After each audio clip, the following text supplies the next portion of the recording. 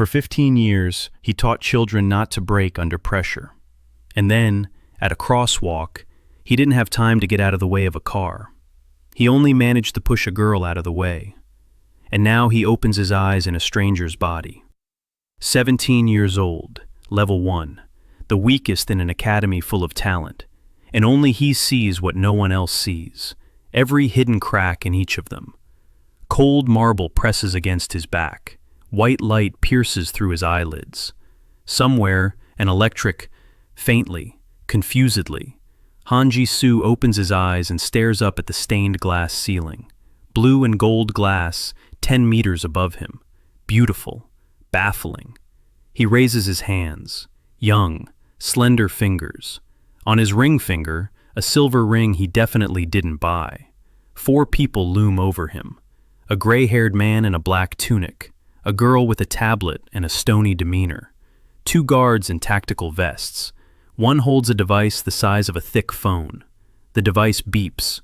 The guard stares intently at the screen, then at Jisu, then back at the screen, and utters 2 words that sound like a verdict. Level 1. Someone in the hallway snorts. Someone laughs out loud. The gray-haired man presses his lips together. The girl taps the tablet with her stylus, quickly, without emotion, like stamping a defective part. And a stranger's memory pours into Jisu's head, not his. 17 years old, an orphan, a scholarship student under the quota for the destitute. 2 months at the academy. Yesterday he fell down the stairs and passed out. His memory is in shreds. A dorm in the basement, a nightstand with a cracked door. 3 sets of uniforms, 0 friends, 0 calls in 2 months. Jisu closes his eyes for a second. In his past life, he was an adult, a PhD candidate, a coach. For 15 years, he taught children to handle pressure and not break. And then a car at the crosswalk. He managed to push the girl out of the way. His last thought wasn't about himself. It was about the training schedule he hadn't finished writing. And now he's here, in a stranger's body, on a stranger's floor, and only he sees the line that no one else sees. The 99.7%. Limit. 99.7%. True level hidden. Advice. Don't rush, mentor. Jisu sits down. His ribs ache. This body has had a rough month. The girl with the tablet looks at him like a forgotten umbrella in the corner of the lobby. She mutters that first-level students go to the Zarya group, the preparatory stream. Jisu translates himself, a class for those who are too embarrassing to expel right away. He stands up. He sways. The security guard backs away, not out of respect, out of awkwardness, the way people step back from someone who sneezed loudly in a quiet room. And then Jisu smiles, gently, politely. That very same smile he used 15 years ago to calm frightened parents. She says that Zarya is wonderful, that he just needs to get his bearings. The girl blinks. She was expecting protest, tears, a trembling lip. But she got a calm voice. She scribbles another note and leaves without looking back. The gray-haired man lingers for half a second longer than necessary. Then he leaves too. Jisu is left alone. He clenches and unclenches his fingers. His body is weak. His ligaments are undeveloped. He has almost no muscle. Whoever lived here before him never trained a single day. But the line in the corner of his vision glows steadily. 99.7%. Somewhere inside this frail body is locked something that made the device beep, not because it showed a single digit, but because it didn't know how to show what lies behind it. Jisu takes a step. His knees buckle. He grabs the wall. The second step is firmer. The third, even firmer. He steps out into the hallway with floor-to-ceiling windows. Beyond the glass lies the grounds of Hanyang Academy, lawns, playgrounds, the main building with its crest, dozens of students, and above each one, Jisu sees what no one else can see. Not a number. A load map. A girl by the fountain. Her right knee is overloaded by 84%. Another month with that technique and she'll tear her meniscus. A guy on a bench. Emotions in the red zone. He hasn't slept in 5 days. 4 are walking along the path. 2 have poor posture. The third has a tight shoulder. The fourth is putting all his weight on the front of his foot, and in 6 months, his ankles will give out. The coach's eye is working. The system has turned his professional gaze into an ability. The mentor's aura. He sees every crack in every body. This academy is packed with talents who are as tough as nails, hit harder, endure longer. If you haven't broken, you're fit. If you've broken, you're weak. Next, Jisu knows this system. He fought against it his whole past life and lost, once, at the transition. He turns away and goes to look for Zarya's group. A stranger's memory guides his way. Basement, left corridor, last door. Behind it, the gym, the one furthest away, the dustiest one. A light glows through a lamp. The mats are covered in a gray film. A schedule no one has looked at in a month. 12 teenagers sit along the walls. Some are staring at their phones. Some are sleeping. Some are gazing at the ceiling with the face of someone who has long since understood their place in the food chain. The coach isn't here. The coach hasn't shown up in a week. 12 pairs of eyes turn toward Jisu, without interest, without anger, with the dull indifference of those who have stopped hoping for the best. In the far corner, a chubby girl in a crumpled uniform 2 sizes too big. Above her, the load chart. Ha-unji, level 3. Psychological load 89%. The safe load limit is twice what she's pulling. Note, holds her breath on the exhale, minus 40% efficiency. Jisu looks at her for 3 seconds. He walks in, sits down on the floor, doesn't introduce himself, doesn't explain. She just sits down. Someone mutters. A newcomer, perhaps. Jisu nods. Silence returns. Dust hangs in the air. The lamps hum. An hour passes. 2. Jisu observes how they stand, how they breathe, how they hold their backs. By the end of the second hour, he has 12 load charts and 12 program drafts in his head. Not a single one of these kids is hopeless. Not a single one. Each has one specific flaw that eats up 30 to 60%. Each has a ceiling 3 times higher than their current level. They weren't trained. They were dumped here and forgotten. Jisu exhales. The mentor's aura is active. Radius, 12 meters. Growth acceleration coefficient, 4.2. He stands up, shakes out his uniform, walks to the door. Someone asks where he's going. To get a mop. Silence. Then someone snorts. The next morning, Jisu arrives first, with a mop, with a bucket, with rags he begged from the cleaning lady in exchange for fixing a faucet.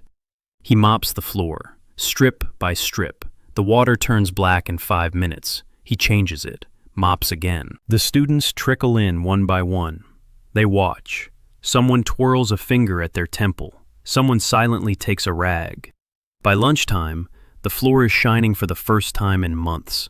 On the second day, Jisu brings chalk. He draws lines, straight lines, precise distances, just like on a real field.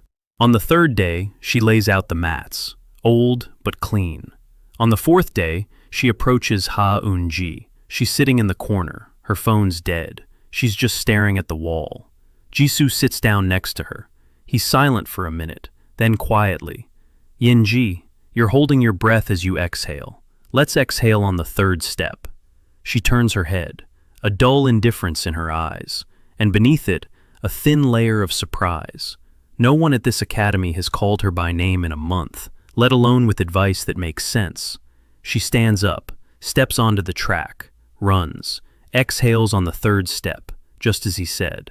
In 20 minutes, she completes the test distance, 7 seconds faster than her personal record. She stops. She gasps for air. She looks at Jisu. He's sitting on a bench, brewing tea in a thermos. He counts exactly 90 seconds on his fingers.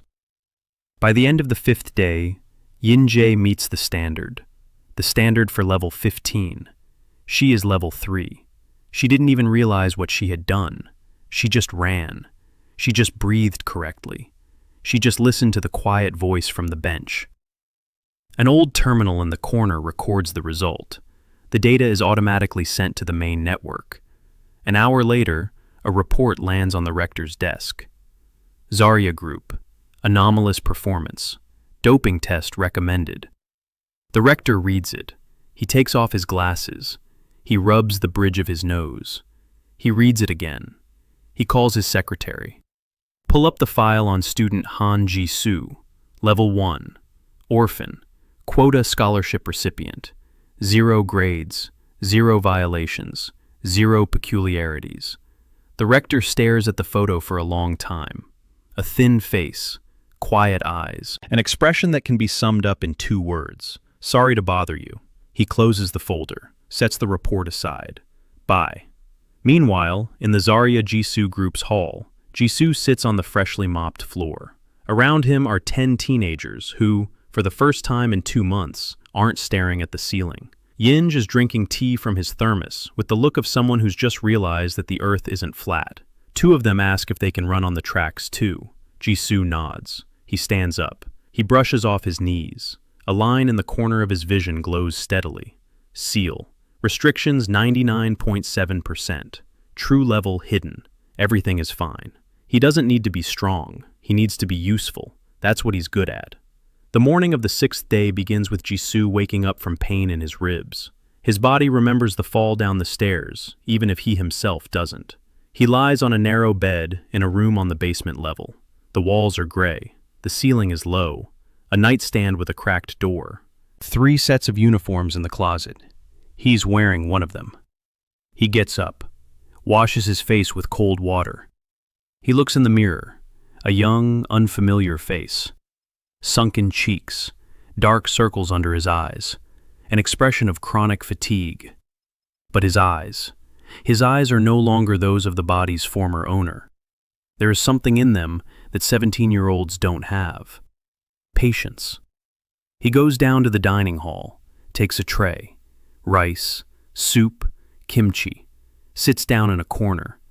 The dining hall is full of students, hundreds of uniformed jackets, dozens of levels. Jisu automatically reads the load cards of everyone who passes by. A guy with a tray, level 34. Overtraining of the right forearm. Tendinitis will set in a week. A girl by the window, level 28. Psychological load 92%. Eating with great effort. The girl needs a day off, not training. A group of 5 at the central table. All have elite stream insignia. Levels from 50 to 70. They eat loudly and confidently. Among them is one. Tall, broad shoulders, perfect physique. The name Peck is on his patch. Level 88. Jisu's gaze lingers on him for a second. The load chart shows something interesting. Physical condition is excellent. Psychological load is low. But there's an anomaly. Base growth is slowed by 60%. This man has been stuck at 88 for 3 months and won't budge. He's being trained hard and expensively, but his body has hit a ceiling that none of his trainers can see. But Jisu can. The ceiling isn't in his body. The ceiling is in his head. The heir to the Peck clan is afraid of level 89, because at level 89, people will start comparing him not to his classmates, but to his father. And his father wouldn't survive that comparison. Jisu looks away. It's not his problem. Not yet, anyway. He finishes his rice and heads to the Zari gym. Today he's planned the first day of real work with the group. Not cleaning, not marking the floor. Real work. The hall is empty when he arrives. He opens the windows, airs it out, lays out the mats. 20 minutes later, the students start trickling in. Unji is the first to arrive. She couldn't sleep last night and came half an hour early. Jisu can tell from the map. 4 hours of sleep. Emotional load is elevated, but not from stress, from excitement. She wants to run again. She wants to make sure yesterday wasn't a fluke. Jisu places a thermos of tea in front of her. He says she isn't running today. Today, she's resting. She can stretch. Slowly, effortlessly. Yinji opens her mouth to object, then closes it. Something in his voice leaves no room for negotiation. She takes the thermos and sits down on the mat. For the next 2 hours, Jisu works with the others, 11 people. He gives each one exactly as much attention as they need, not a second more. To the guy with tense shoulders, he shows how to rotate his shoulder blades before each exercise. For the girl with a foot misalignment, he places a folded rag folded to the thickness of a finger under her heel. To the guy who compensates for a weak back by leaning forward, he gives a single exercise. Stand against the wall, shoulder blades and the back of the head pressed against it. 3 minutes, 3 times a day. No one understands why, but everyone does it. Because yesterday, Yin-Jie did the impossible, and the only thing she did differently was listen to the guy with the thermos. By lunchtime, Jisu dismisses the group. Everyone leaves. He remains alone in the hall. He sits down on the floor. He closes his eyes. A line in his peripheral vision displays new data. The mentor's aura is active. Allies for today, 12. Average acceleration coefficient, 4.4. Attention. External surveillance detected. Source unknown. Jisu opens his eyes. External surveillance. Someone is watching the Dawn Hall, or him personally. He stands up, walks to the window, looks out into the courtyard. No one's suspicious.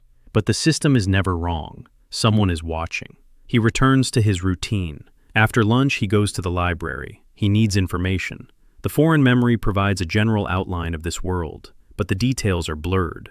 He takes 3 books: Fundamentals of the Level System, History of the Faults, the Hunter's Guild Handbook. He sits down at a table and reads for 4 hours straight.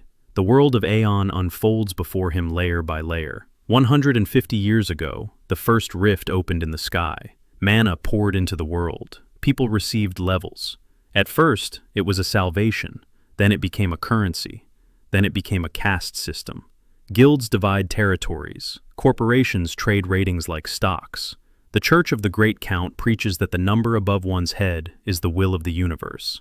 The strong live in penthouses. The weak pay a tax for the right to breathe pure mana. Level 1 is not the beginning of the journey. It is a social sentence. Jisu closes the book. He rubs his eyes. In his past life, he fought against the system where children were broken for the sake of medals. In this life, children are broken for the sake of the number above their heads. The only difference is the scale. He leaves the library and runs into the girl from the first day, that very straight-A student with the tablet, So Yoon, class president of the elite track. She walks down the hallway quickly and straight, like someone whose day has 20 hours, every minute scheduled. She walks past, and Jisu manages to scan her card. Level 62, right shoulder, ligaments at 71% capacity, chronic inflammation, compensatory posture shift to the left, painkiller in the blood, non-steroidal anti-inflammatory type, high concentration, has been taking it for at least 3 months. Today's safe load limit, exceeded by 40%. Prognosis under current conditions, complete rupture of the right shoulder ligament. Recovery time, 4 to 8 weeks. Jisu stops. She walks down the hallway without looking back. She didn't notice him, or she did notice him, but didn't deem him worthy of attention. Level 1 in this world is invisible. He stands there, watching her back. The girl is killing herself, slowly and methodically, on schedule, with perfect posture. He knows this type.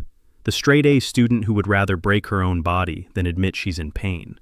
He saw dozens like her in his past life. He managed to save some. He didn't manage to save one. In the evening, he returns to the dorm. He brews a decoction from herbs he found at the academic infirmary. A recipe from his past life. Anti-inflammatory, mild, safe for long-term use. He pours it into a cup. He takes a sheet of paper. He writes by hand. A new training schedule. 1 hour less of exercise per day. 2 full days of recovery per week. 3 exercises to correct the imbalance. 1 breathing exercise before bed. He doesn't sign it. In the morning, before classes start, he leaves the cup of decoction and the piece of paper on the table in the head of the dorm's office. Quietly. No note. No name. He leaves before anyone sees him, or so he thinks. Because the camera in the hallway is recording, and 20 minutes later, a snapshot appears in the Academic Affairs Deputy's office. Level 1 student Han Jisu enters the head of the elite track's office at 5:47 a.m. with a cup and a piece of paper. The deputy looks at the snapshot. He sets it aside, adds it to the doping report. Something doesn't add up. a level 1 writing training schedules for level 62. That doesn't happen in this world. It never has. In the Zari gym, Jisu begins his second day of work. He doesn't know about the camera. He doesn't know about the report. He doesn't know that 2 people are already watching him, the deputy head of training, and someone else, the one the system has designated as external surveillance. He's just working, correcting one person's stance, demonstrating breathing to another, breaking down complex movements into simple steps. 20 humiliatingly simple exercises instead of one impossible one. The small steps method. Earth sports methodology in a world where everyone trains by the principle of hit harder until you succeed. By the end of the second week, the average level of the Zarya group shifts from 4 to 7. This is an impossible result. Under normal conditions, a 3-level increase takes 6 months of intensive training. For this written-off group, it happened in 10 days. The rector reads the new report. He takes off his glasses. He looks out the window. Outside the window, the Zarya group is running across the academy grounds. At the front is a chubby girl who, 2 weeks ago, couldn't run 100 meters without getting out of breath. She runs easily. Her breathing is steady. She exhales on the 3rd step. The rector puts on his glasses. He picks up the phone. He dials a number. He says one sentence. "I need a new tactics coach for the academy. From outside, high-ranking, with observer clearance. In 2 days, Jong Min-soo will arrive at the Hanyang Academy. An S-rank hunter, level 94, first inspector of the level council. Officially, the new tactics coach. Unofficially, a man sent to investigate the anomaly in the system logs. A level 1 student next to whom 12 people are growing 4 times faster than normal. Statistically impossible." Meanwhile, Jisu is sitting in the academy courtyard, on a bench under a 100-year-old tree, brewing tea. 90 seconds. Yinji sits next to him and asks why exactly 90. He replies that if it's less, the tea doesn't open up. If it's longer, it starts to taste bitter. She asks how he knows that. He replies that he learned it a long time ago, a very long time ago. So-yoon finds a cup of tea and a piece of paper on her desk at 6:15 a.m. She stands over them and doesn't move for half a minute. The tea is still warm. The paper is handwritten. The handwriting is unfamiliar, neat and small. She takes the note, reads it. A new training schedule. 1 hour less workload. 2 days of recovery. 3 compensatory exercises for the right shoulder. For the right shoulder. She puts the note back, slowly. Her fingers tremble slightly. No one knows about the shoulder. Not her father, not her coach, not the academy doctor because she hasn't gone to see him. She's been numbing the pain with pills for 3 months and training 6 hours every day because the daughter of the guild head has no right to limp. Someone found out. Someone saw. Her first reaction is anger. Who dares to meddle in her schedule? Who dares to tell the head of the elite class how to train? She crumples the note, throws it in the trash, pours the herbal tea down the sink, goes to morning practice, works for 2 hours as usual, at full intensity. After 2 hours, her right shoulder is on fire so badly she can't lift her arm above her chest. She turns away from the group, clenches her teeth, waits for it to pass. It doesn't pass. She goes to the bathroom, locks herself in a stall, takes out a painkiller, 2 pills instead of 1. Then she sits on the toilet seat and looks at her hands. Her hands are shaking. Her phone vibrates in her pocket. Her father. She doesn't answer. 5 minutes later, a text arrives. The results for the week. Expecting a gain of at least 0.4 points. She closes her eyes. A gain of 0.4 points. 3 months ago, she was gaining 0.6 points a week. Then her shoulder started giving out. 2 months ago, the gain dropped to 0.3. A month ago, to 0.1. She's giving it her all, and there's less and less of that, because her body is breaking down. She goes back to the office. She looks at the trash can. She pulls out a crumpled piece of paper. She smooths it out on the desk. She reads it again, this time slowly. 3 compensatory exercises. She knows enough about biomechanics to understand. These exercises make sense. They aren't just random. They're precise. Whoever wrote them saw a specific problem, not general shoulder weakness, a specific misalignment, a specific compensation.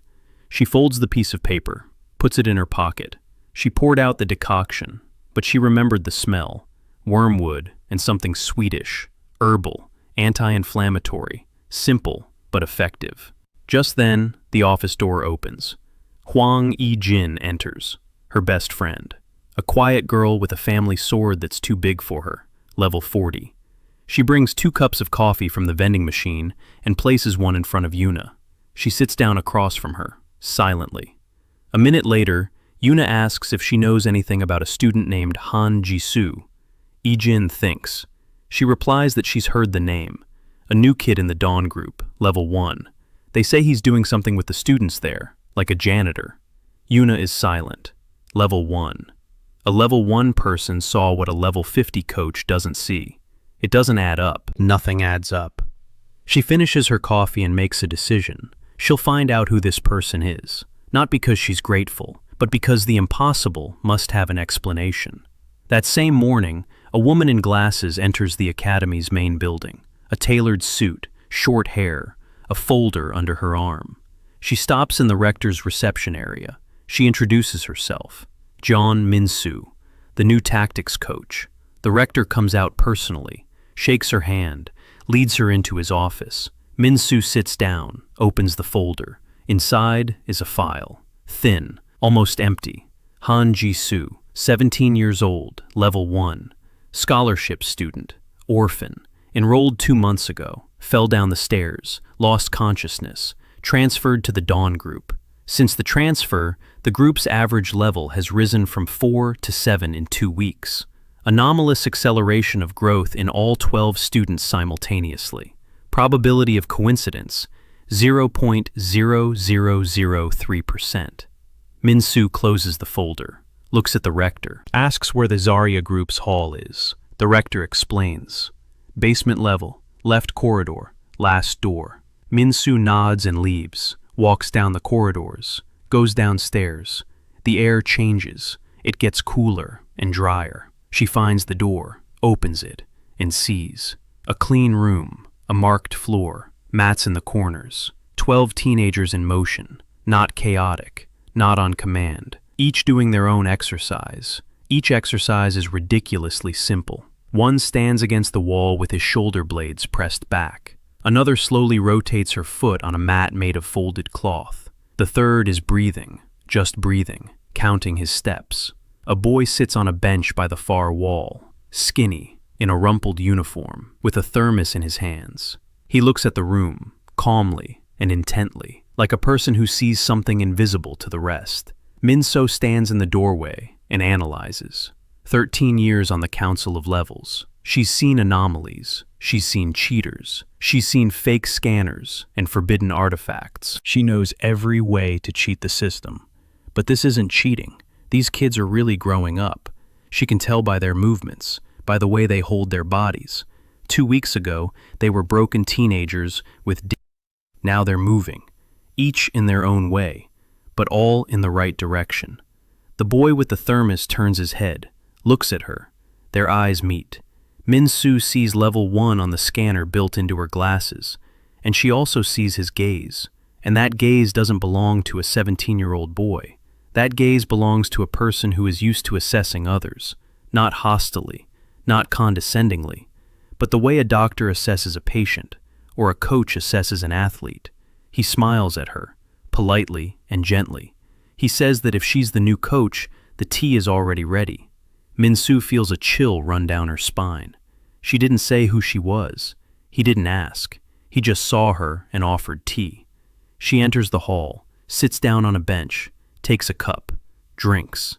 The tea is good, herbal, with a slight bitterness, steeped for 90 seconds. She drinks and watches. Jisu stands. He approaches one of the students. He quietly says 3 words. The student adjusts his stance. The difference is minimal, 0.5 centimeter in foot width, but the body instantly snaps into place, like a lock clicking shut. Min-soo finishes her tea. She sets the cup down and realizes that this task will be harder than she thought. This man is not a fraud, not a cheater, not a user of forbidden artifacts. She doesn't know yet what he is, but he is definitely not what he claims to be. After lunch, Yuna comes to the Zari Hall. For the first time, she stands in the doorway, just like Minsu 2 hours ago, only without glasses and without a file, with a crumpled piece of paper in her pocket. Jisu notices her right away. He doesn't let on. He keeps working with the students. Yuna stands there and watches for 10 minutes. Then she walks over. The students part. Level 62 in a hall for levels 3 to 8 is like a limousine on a country road. Yuna stops in front of Jisu. She looks down at him. She's half a head taller. He's sitting on a bench. He doesn't even stand up. She asks him straight out, "What is he doing with these students?" Jisu takes a sip of tea. He replies that he's teaching them how to breathe. Yuna clenches her jaw. She didn't come here for excuses. She pulls a piece of paper out of her pocket. She unfolds it, holds it in front of his face, asks who wrote it. Jisu looks at the piece of paper, at the crumpled, wrinkled, smoothed-out piece of paper with his handwriting. He is silent for a second. Then he quietly says it was him. Yuna is silent. 10 seconds. 15. The students around them freeze. She asks how he knows about the shoulder. Jisu sets down his cup, looks her in the eyes, says it's obvious, that the left side of her body compensates for the right, that she tilts her head 2 degrees to the right when she stands straight, that 3 months on painkillers have already changed her gait. Yuna stands. She doesn't move. She doesn't breathe. He sees. He sees everything. Not from a scan, not from data, with his eyes. She turns and walks away, quickly, without looking back. Jisu watches her back, just like 3 days ago, only now she knows he exists, and that changes everything. That evening, Yinji asks Jisu who that pretty girl was. Jisu replies that she's the class representative of the elite track. Yinji says she looked angry. Jisu pours some tea and says that anger is a good thing. It means the person hasn't given up yet. A week passes. By the start of the 3rd week, the Zarya group's average level reaches 9. Every day, Jisu is the first to arrive at the gym and the last to leave. Every day, 12 individual training sessions. Every day, minor adjustments. Half a centimeter here, 1 degree there. Exhale on the 3rd step, not the 2nd. Foot slightly wider, elbow slightly lower. Small steps, humble, simple changes from which everything grows. Yinj is already at level 8. In 3 weeks, she has covered a distance that usually takes regular students a year. She doesn't understand this. For her, it's simply the result of someone explaining to her for the first time in her life how to breathe properly. Minsu comes to the dojo every day for 20 minutes. She sits on a bench, she drinks tea, she watches. She jots something down in a notebook.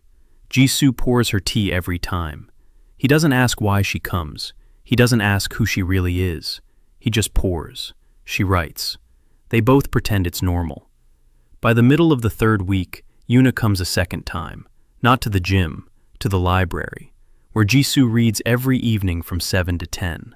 She sits down at the next table, opens a textbook. 20 minutes later, she silently moves to his table. She places her training log in front of him, opened to the page with her current schedule. She doesn't say a word. Jisu looks at the log. He flips through it. He reads. 6 hours of training a day. 3 hours of theory. 2 hours of individual work. 1 hour of sleep. 7 hours for everything else, including travel, meals, and hygiene. This is a workhorse's schedule, not a human's. He picks up a pencil. He starts writing. Next to each training block, he makes notes. Here, minus 20 minutes. Here, replace with a recovery exercise. Here, remove completely. 2 days a week of complete rest. On Friday, only stretching and breathing. When he finishes the 6-hour training session, 4.5 hours remain. An hour and a half of free time. Yuna looks at the notes. She asks what she should do with the hour and a half. Jisu replies, "Whatever you want. Sleep, go for a walk. Eat a proper meal instead of energy bars between sets." Yuna is silent. The concept of free time is foreign to her. Every hour has been scheduled since she was 8. She takes the journal and leaves. She doesn't thank him. She doesn't argue. She just leaves. Jisu returns to his book. 3 days later, he notices changes in her load chart. Her shoulder is still at 71%, but the load on her ligament has decreased by 15%. She's following his recommendations. Not all of them, but some. That's enough for a start. In the 4th week, what Jisu has been waiting for since day 1 happens. Attention, not the friendly kind. In the main building's hallway, Zarya's group is stopped by the heir to the Pek clan, Pek Sinu, level 88. Broad shoulders, an expensive uniform, well-groomed hands. Behind him are 4 from the elite track. He stands in the middle of the hallway and looks at the 12 Zarya students coming back from training. Sweaty, in crumpled uniforms, but with different expressions than a month ago. No longer dull. Seun notices this, and he doesn't like it. He speaks loudly, so that the whole hallway can hear. What kind of miracles in the group for the rejects? Did someone inject you with something, or do you have a new cheat? Eunji cringes. She remembers how, 3 months ago, the elite stream students took her seat in the cafeteria. She remembers the laughter. She remembers the word dead weight. But Jisu stands beside her. He doesn't tense up. He doesn't clench his fists. He looks at Baek Sin-woo with gentle attention, as if at a student with poor technique. Sin-woo notices his gaze, and that infuriates him more than if Jisu had snapped back. He asks if this is the very level 1 he supposedly trains. He pronounces the word trains as if it tasted like sour milk. Jisu answers calmly. He says yes, that he helps the guys with their technique. Seon smirks. He steps closer, leans in. He's a head taller than Jisu. He speaks quietly, but loud enough for everyone to hear. Level 1 can't even train his own shadow. If the Zarya group doesn't show results in the open sparring match in a week, he'll personally file a complaint with the rector about illegal doping, and he'll get them disbanded. Jisu is silent for a second, then he smiles, that very smile. He replies that the open sparring match sounds interesting, but first, he needs to go back to the gym because his water for tea is boiling. Seun freezes. He had expected fear, or anger, or a plea. Instead, he got a remark about a kettle. He turns and walks away. His entourage follows him. Silence hangs in the hallway. Yinjie quietly asks what they're going to do. Jisu replies that they'll go back to the gym now and continue training. Open sparring is in a week. That means a week to prepare. More than enough. Yinjie looks at him. She doesn't understand where this quiet guy with a thermos gets so much composure, but she trusts him. She doesn't even know when it happened, but she trusts him. That evening, Jisu sits alone in the hall. He's making a plan. Open sparring, one-on-one format, Team Zarya against whoever Park Seon-woo puts up. Most likely the middle-tier fighters from the elite stream. Levels 30 to 50, against students at levels 5 to 9. The math doesn't add up. But Jisu knows something no one else in this world knows. Level isn't strength, level is a number, and a fight is mechanics. Proper stance, proper breathing, proper timing, proper distance. He didn't win with numbers, he won with technique. His entire past life. His protégés on the junior judo team beat opponents 20 kilograms heavier, not because they were stronger, because they were more precise. He takes a piece of paper, begins to write. For each of the 12 students, an individual 7-day plan, not a level increase, an increase in the efficiency of using what is already there. Yinjie, level 8, uses her resources at 55%. If he brings it up to 80% in a week, she'll fight like a level 14. The guy with the tense shoulders is a level 6, but with proper striking mechanics, he'll hit like a level 12. And so on for everyone. 12 sheets, 12 programs, 112 lines written by hand, in small, even handwriting. He finishes at 2 in the morning, puts the papers away, turns off the light. He heads to the dorm. He stops halfway there. A line in his peripheral vision flashes. Attention. An anomalous object detected approaching. Distance 4.2 kilometers. Object classification impossible. Object level displayed as a reading error. Jisu stands in the dark basement hallway. He stares at the line. Reading error. Those very creatures from the fissures, beings that jam scanners, that are coming for him, that sense his true level through the seal. 4.2 kilometers. That's far, far away for now. He closes his eyes, opens them. The line flickers. Distance, 4.1 kilometers, getting closer. Jisu turns and walks to his room, lies down on the bed, stares at the ceiling. He needs to think. Open sparring in a week. The council inspector in the hall every day. The head of the elite class with a crumpled piece of paper in his pocket. A creature from the rift 4 kilometers away. And 12 kids who've only just started to hold their heads high. He can't remove the seal. If he does, his body won't hold out. If he doesn't, and the creature gets closer, someone might get hurt. If he shows his strength during sparring, the mask will fall. If he doesn't show it, the group will be disbanded. He lies in the darkness and smiles. Because it's a familiar feeling, a coach's feeling. When you have a team of 6 people, and everyone needs something different, and the budget is 0, and the first tournament is in a week, and the only thing you have is experience and patience. It's enough. It's always been enough. 7 days. Jisu builds a mechanism out of these 7 days, precise as clockwork. On the first day, he gathers the group and explains the situation. No panic, no drama.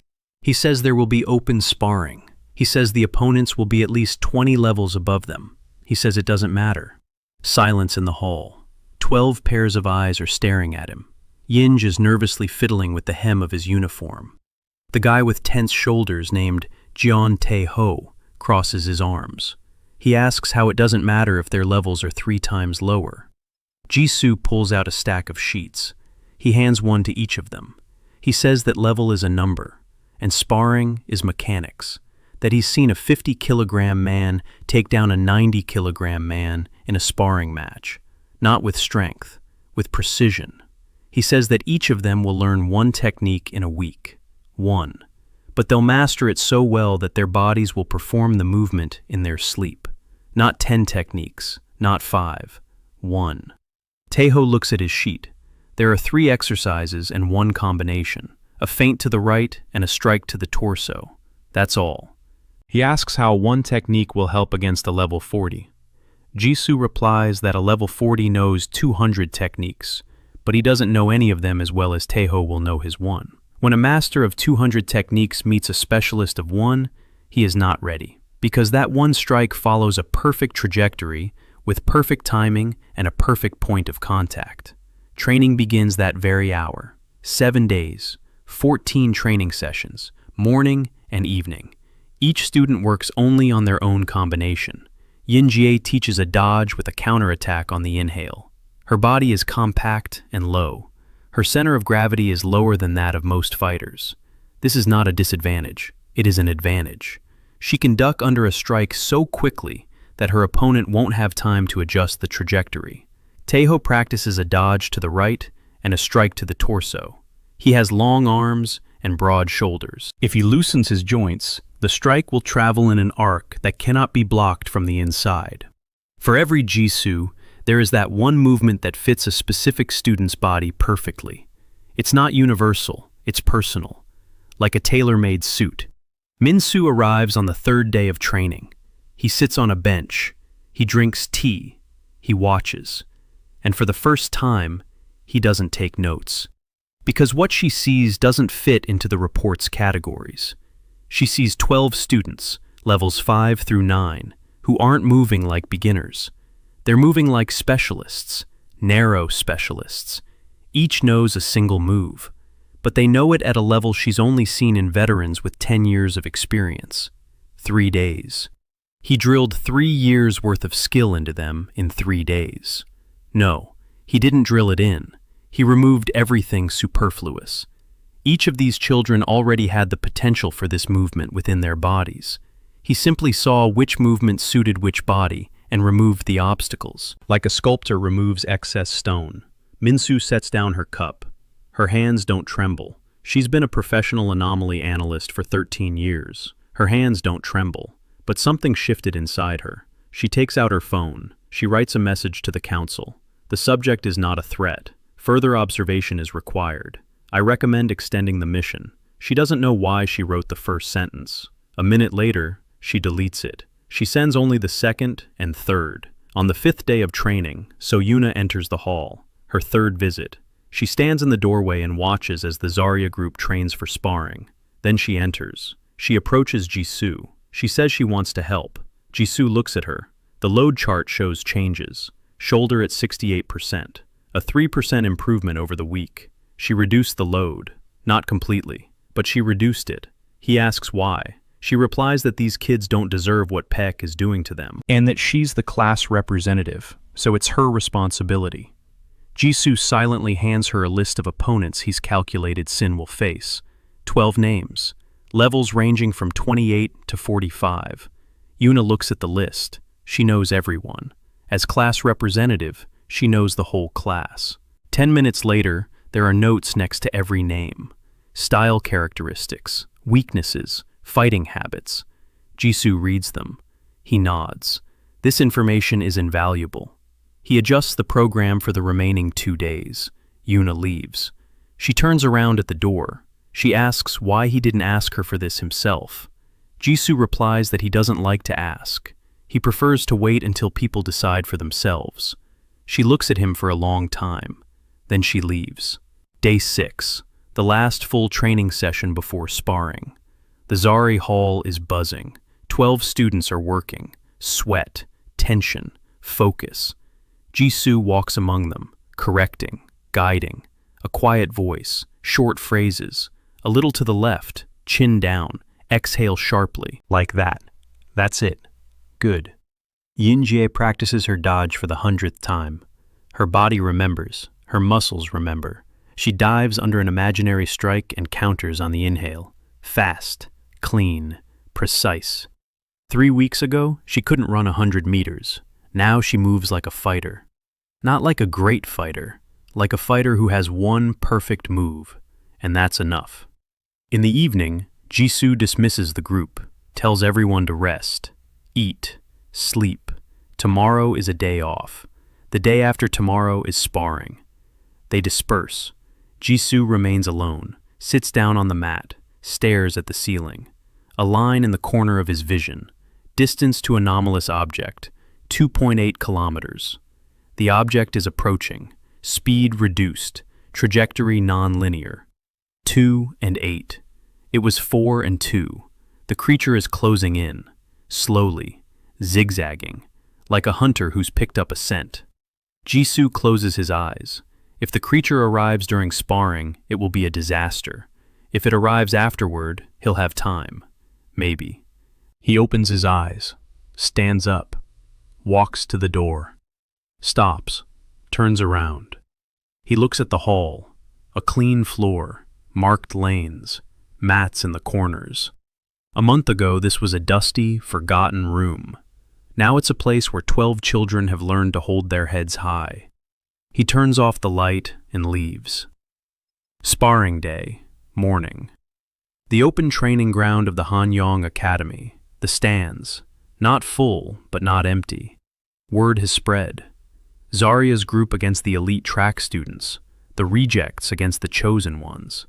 A farce. Some came to laugh, some came out of curiosity. Baek Sunwoo stands at the edge of the training ground, hands in his pockets, a smile. His 12 fighters are lined up, the level 38, against Zarya's average level 9. The math is simple and brutal. The referee announces the format. 12 one-on-one matches, victory by points or knockout. The Zarya group enters the arena. 12 teenagers in rumpled uniforms, small, skinny, scared, but they stand tall and breathing steadily. Jisu stands behind them, without a fighter's uniform, without a weapon, with a towel over his shoulder and a thermos in his hand. Park Sun-woo notices the thermos. His smile widens. He thinks this will be quick. The first match. Unji against a level 30 student. The student is a head taller, heavier, faster, superior in every way. The whistle blows. The student attacks. A straight punch. Fast. powerful. Yinji dives, down and to the right. A dodge she's practiced 500 times over 7 days. Her body moves on its own. No thought, no fear. A dive, a counterattack, a low blow to the torso as she inhales, right in the solar plexus. The level 30 student folds in half. Silence. 1 second, 2, 3. The referee counts. The student doesn't get up. Knockout. The stands are silent. Then someone exhales. Then the noise begins. Yoonji stands over her defeated opponent. She's breathing heavily. She can't believe it. She looks at Jisu. He raises the thermos, nods slightly. Baek Sun-woo stops smiling. Second match.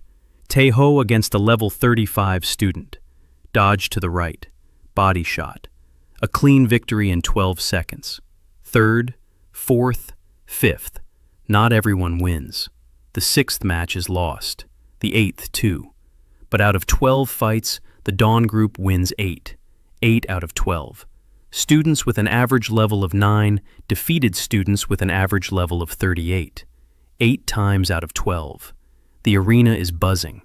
The stands are roaring. Someone is filming on their phone. The referee announces the final result. Victory for the Zarya Group, 8-2, including 2 draws. Park S-Yunu stands at the edge of the arena, pale, motionless. His hands are no longer in his pockets. They're clenched into fists. He looks at Jisu. Jisu is pouring tea for Yinj. He isn't looking at Sun. He isn't looking in his direction at all. As if a level 88 player simply isn't on the training ground. This is the most terrible insult one can inflict on the heir to the Park clan. Not a blow. Not an insult. Indifference. Seon-woo turns and walks away. His back is straight. His gait is steady. But the load chart in Jisu's eyes reveals what no one else can see. Psychological load, 97%. Emotional index in the red zone. Park Seon-woo isn't just angry. Park Seon-woo is broken. In public and in front of witnesses. Jisu puts away her thermos.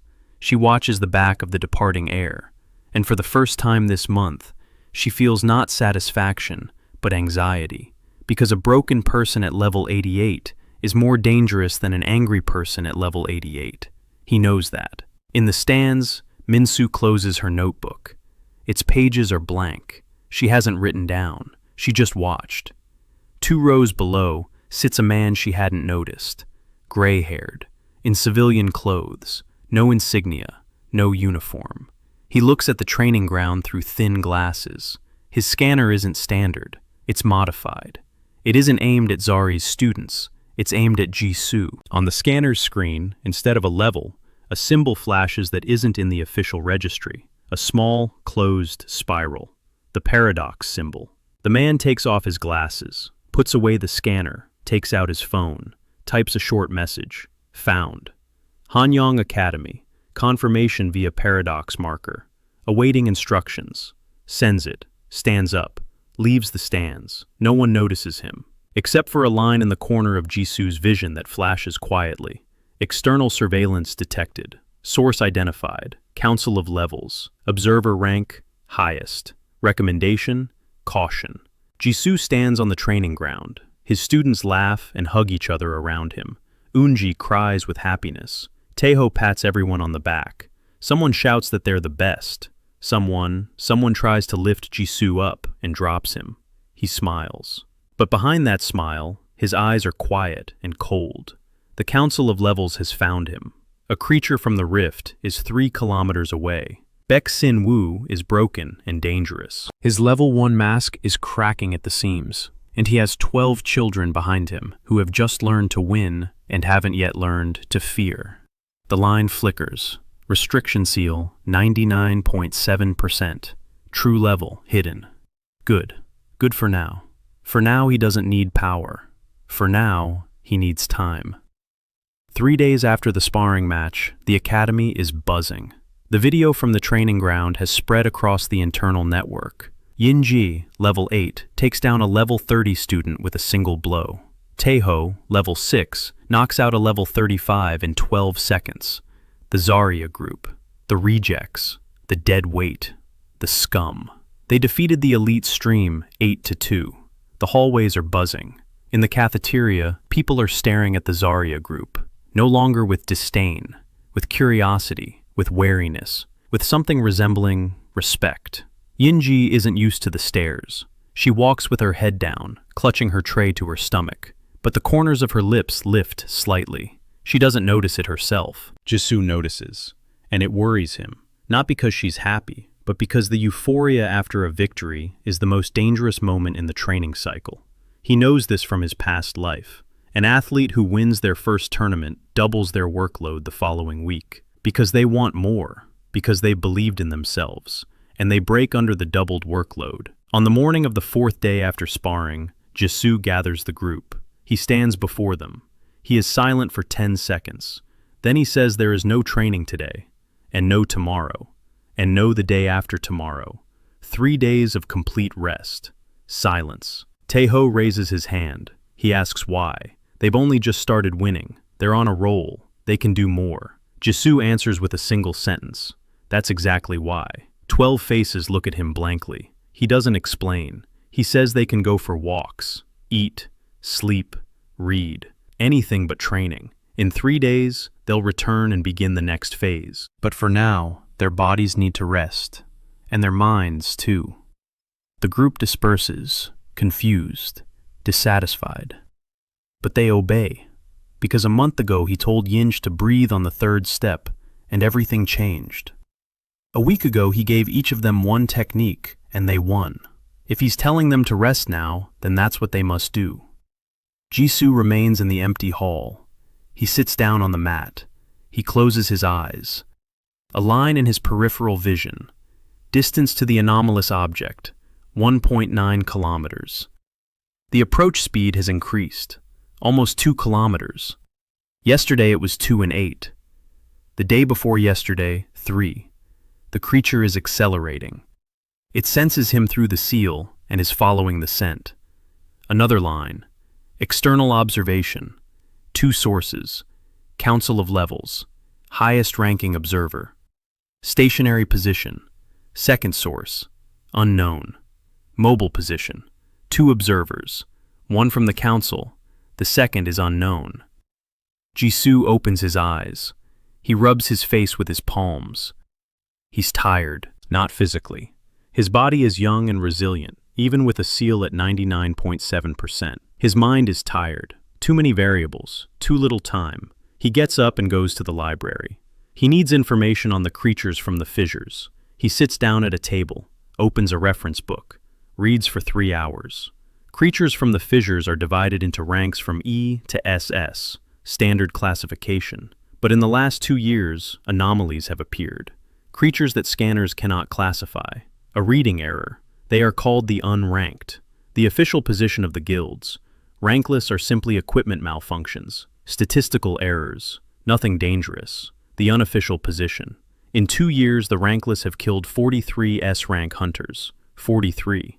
Jisu closes the reference book.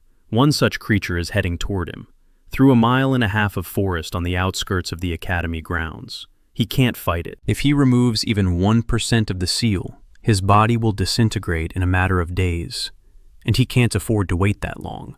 The students have only just begun to grow. If the creature comes to the academy, people will die. If he removes the seal to stop it, they'll expose him. The council will find out. The mask will fall. The Zarya group will be disbanded. They'll take him away, or destroy him. He sits in the library and thinks, for a long time. Then he goes to look for Min's. He finds her in the faculty building. She's sitting in her office. Her glasses are on the table. Her notebook is open. She looks tired. The load chart shows 4 nights without proper sleep. Her psychological load is high. She's not just tired, she's on the verge of some kind of decision. Jisu knocks on the open door. She looks up. She looks at him. He walks in. He places a cup in front of her. Tea, herbal, but not the usual kind. A different recipe, with honey and something floral. Minsu takes the cup, brings it to her face, freezes. The scent. That scent. Honey and jasmine. That's how Grandma used to make it, 30 years ago, in the kitchen of a small house in Gangwon province. Her grandmother, who died when Minsu was 12. Her grandmother, who brewed tea with honey and jasmine every evening, and said it would bring sweet dreams. She looks at Jisu. He doesn't know. He can't know. He simply saw that she hadn't slept for 4 nights and chose a blend that relaxes and helps one fall asleep. A coincidence, a fluke, but the scent hit the mark. Right in the spot she'd kept locked away for 20 years. She drinks the tea, silently. Jisu sits down across from her, also silently. A minute later, he says there's an anomaly on the outskirts of the academy grounds, that he noticed strange interference on the training scanners in the Zari Hall, that the interference is getting stronger every day, that it might be worth checking the forest to the northeast. Minsu sets down her cup. She looks at him. She squints. He's telling her the truth. Not all of it, just a piece. Exactly the piece she needs to act like an S-rank hunter and not like an inspector. Because he needs an S-rank hunter between the creature and the academy, and she's the only S-rank in the area. She asks how a level 1 knows about scanner interference. Jisu smiles. He replies that he reads a lot. Minsu finishes his tea. He stands up. He takes his glasses. He says he'll check it out. He leaves. Jisu sits in the empty office. He has just sent the level council inspector, who came to expose him, to intercept the creature that came to devour him, using one enemy against another, without a single blow, without breaking the seal. A cup of tea. He stands up, takes the cup, washes it in the sink, puts it back. That evening, there's a knock on the door of his dorm room. He opens it. Park Seon-woo is standing on the threshold, alone. No entourage, no smile. He looks terrible. Dark circles, red eyes. The load chart screams. Psychological load at 99%. High physical exhaustion. He's been training non-stop for 3 days. Level 88. Not a single point higher. Seon-woo stands in the doorway and says nothing. 10 seconds. 20. Then he speaks. Quietly, without anger, almost in a whisper. He asks how a level 1 student did what no coach in the country could, how written-off kids at level 5 are crushing the elite stream. How is this possible? Jisu stands in the doorway. He looks at him.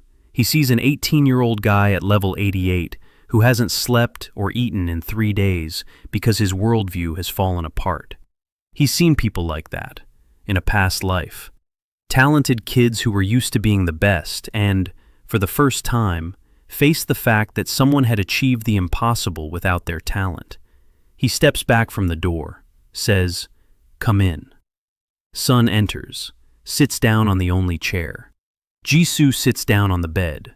Between them is 1.5 meters and a chasm of 87 levels. Jisu makes tea. 70 seconds. He places the cup in front of Sun. Sun takes it, doesn't drink, holds it in his palms. Jisu says he'll answer the question, but first he'll ask his own. He asks Sun when the last time was that he leveled up. Sun flinches, remains silent, then answers. 3 months. 3 months at the same level. Father hires the best coaches, the best methods, the best equipment. 3 months and nothing. Jisu nods. He says he knows why. Sun lifts his head. His eyes are red and wet. Jisu says Sun's ceiling isn't in his body. His body is ready for level 89. The ceiling is in his head. Because 89 is no longer a school record. 89 is his father's territory. And somewhere deep inside, Sun doesn't want to go there. Not because he's afraid, but because he knows. In his father's territory, he won't be judged by who he is, but by his last name. Silence. Seon sets down his cup. His hands are shaking. He doesn't answer. He stands up. He walks to the door. He stops. He says without turning around, "That doesn't mean we're friends." Jisu replies that he hadn't thought about it. The sun leaves. The door closes. Jisu finishes his untouched tea. A line flickers. Anomalous object. Distance 1.4 kilometers. Approaching. Minsu heads into the forest at dawn, alone.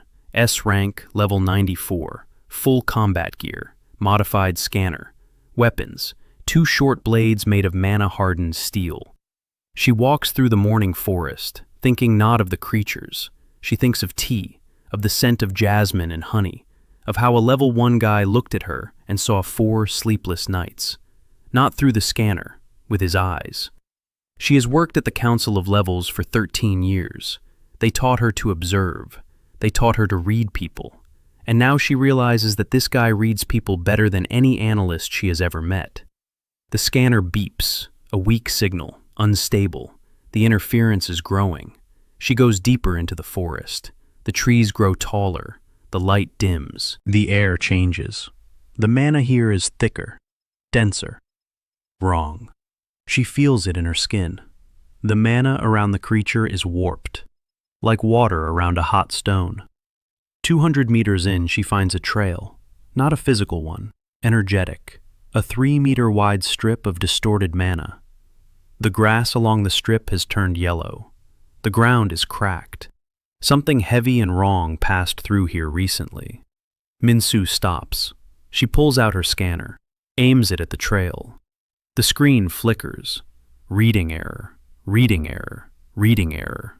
Rankless. She puts the scanner away, pulls out her blades, follows the trail.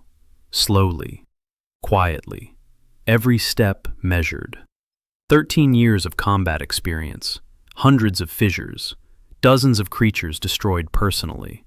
But she has never encountered the rankless. She's only read reports. 43 S-rank hunters in 2 years. She's S-rank. She's on the premises. The trail leads to a ravine half a kilometer from the academy fence. Minsu descends. At the bottom of the ravine is a burrow. Not a burrow, a rift in space. Small, a meter in diameter. The edges are trembling. Mana is oozing from the rift.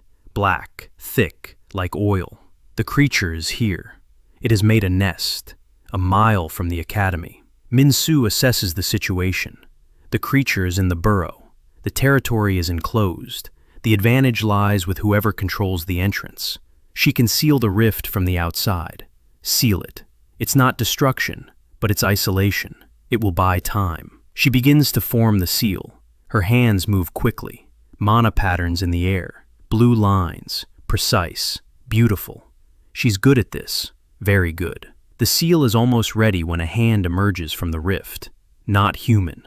Long. Gray. With 6 joints. 7 fingers. Each ending in something between a claw and a needle. The hand grabs the edge of the tear. Pulls. The tear widens. 2 meters. 3. A creature emerges from the darkness. Minsu sees it for the first time and understands the reports. 43 S-rank hunter. She understands. The creature doesn't resemble any classification. It is tall, 4 meters, slender, as if someone had taken a human silhouette and stretched it vertically. The head is small, eyeless, but it sees, or senses. It turns its head toward Minsu, slowly. Then it turns further, toward the academy.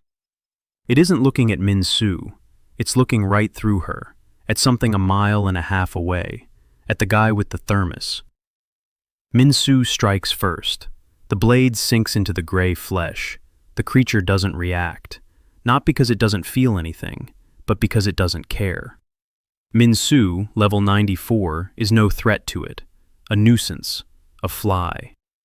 The creature swats her away, with a single movement of its 6-jointed arm. Minsu blocks. The blow passes through the block. She flies backward. Her back crashes into a tree. The tree snaps. She falls, gets up, coughs. Her ribs, at least 2 fractures.